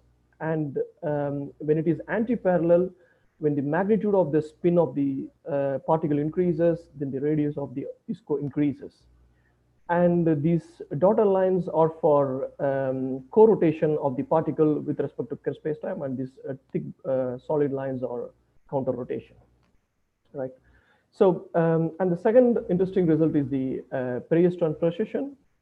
Now let's look into the radial deviation specifically. We know that as we have obtained the omega plus and omega minus the frequency earlier, and these n's or n plus and n minus are nothing but amplitudes, and these tau plus or minus are constants of integration. Now, by plotting the radius versus proper time, and of course capital M is the mass of the central black hole normalized on both sides. So the radius of the orbit versus the proper time, what we see is not only the peristron precession, but in addition to that, we see that the peristron and apistron behaves in a complicated way. That is, the minimal and the maximal points, end up at non-constant intervals. And this is due to the fact that we have, the system has double periods, omega plus and omega minus. And this can be understood from the conserved quantity in a simple way. This eta is the total angular momentum in the Schwarzschild spacetime, and this u phi is the orbital velocity, and m is the mass of the particle.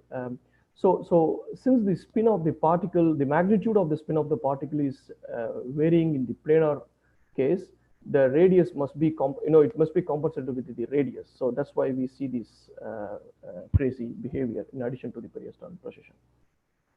So, so this is, so far it's in the planar case. And the third one is in the non-planar case. So before going into the Kerr case, I solved the spinning particle non-planar orbits in the Schwarzschild case. Fortunately, the spherical symmetry of the Schwarzschild spacetime give rise to 4 conserved quantities as shown here. And in addition to that, we have another universal constant, which is this D, the pseudoscalar dipole product. Sorry, pseudoscalar spin dipole product. So all these 5 equations reduces these. Sorry to break in. You've got about 2 minutes till your question time starts. Oh, sure. So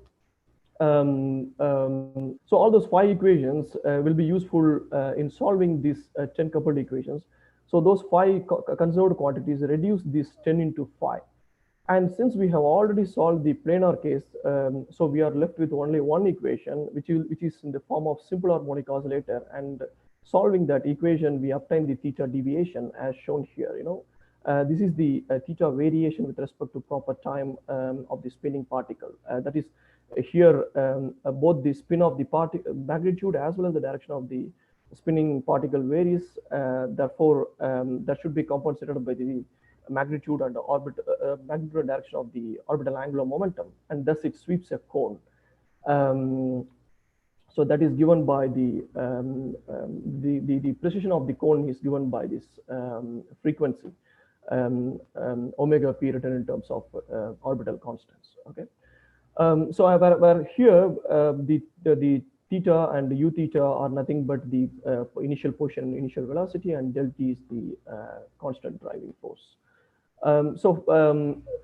So of course the most interesting case is the generic case, but unfortunately the Carter constant of motion for spinning particles in generic case is not available with complete spin. The Rodriguez original papers talks about truncating spin, which will be useful in the Mathews and Petro case, but we are interested in solving the for complete spin.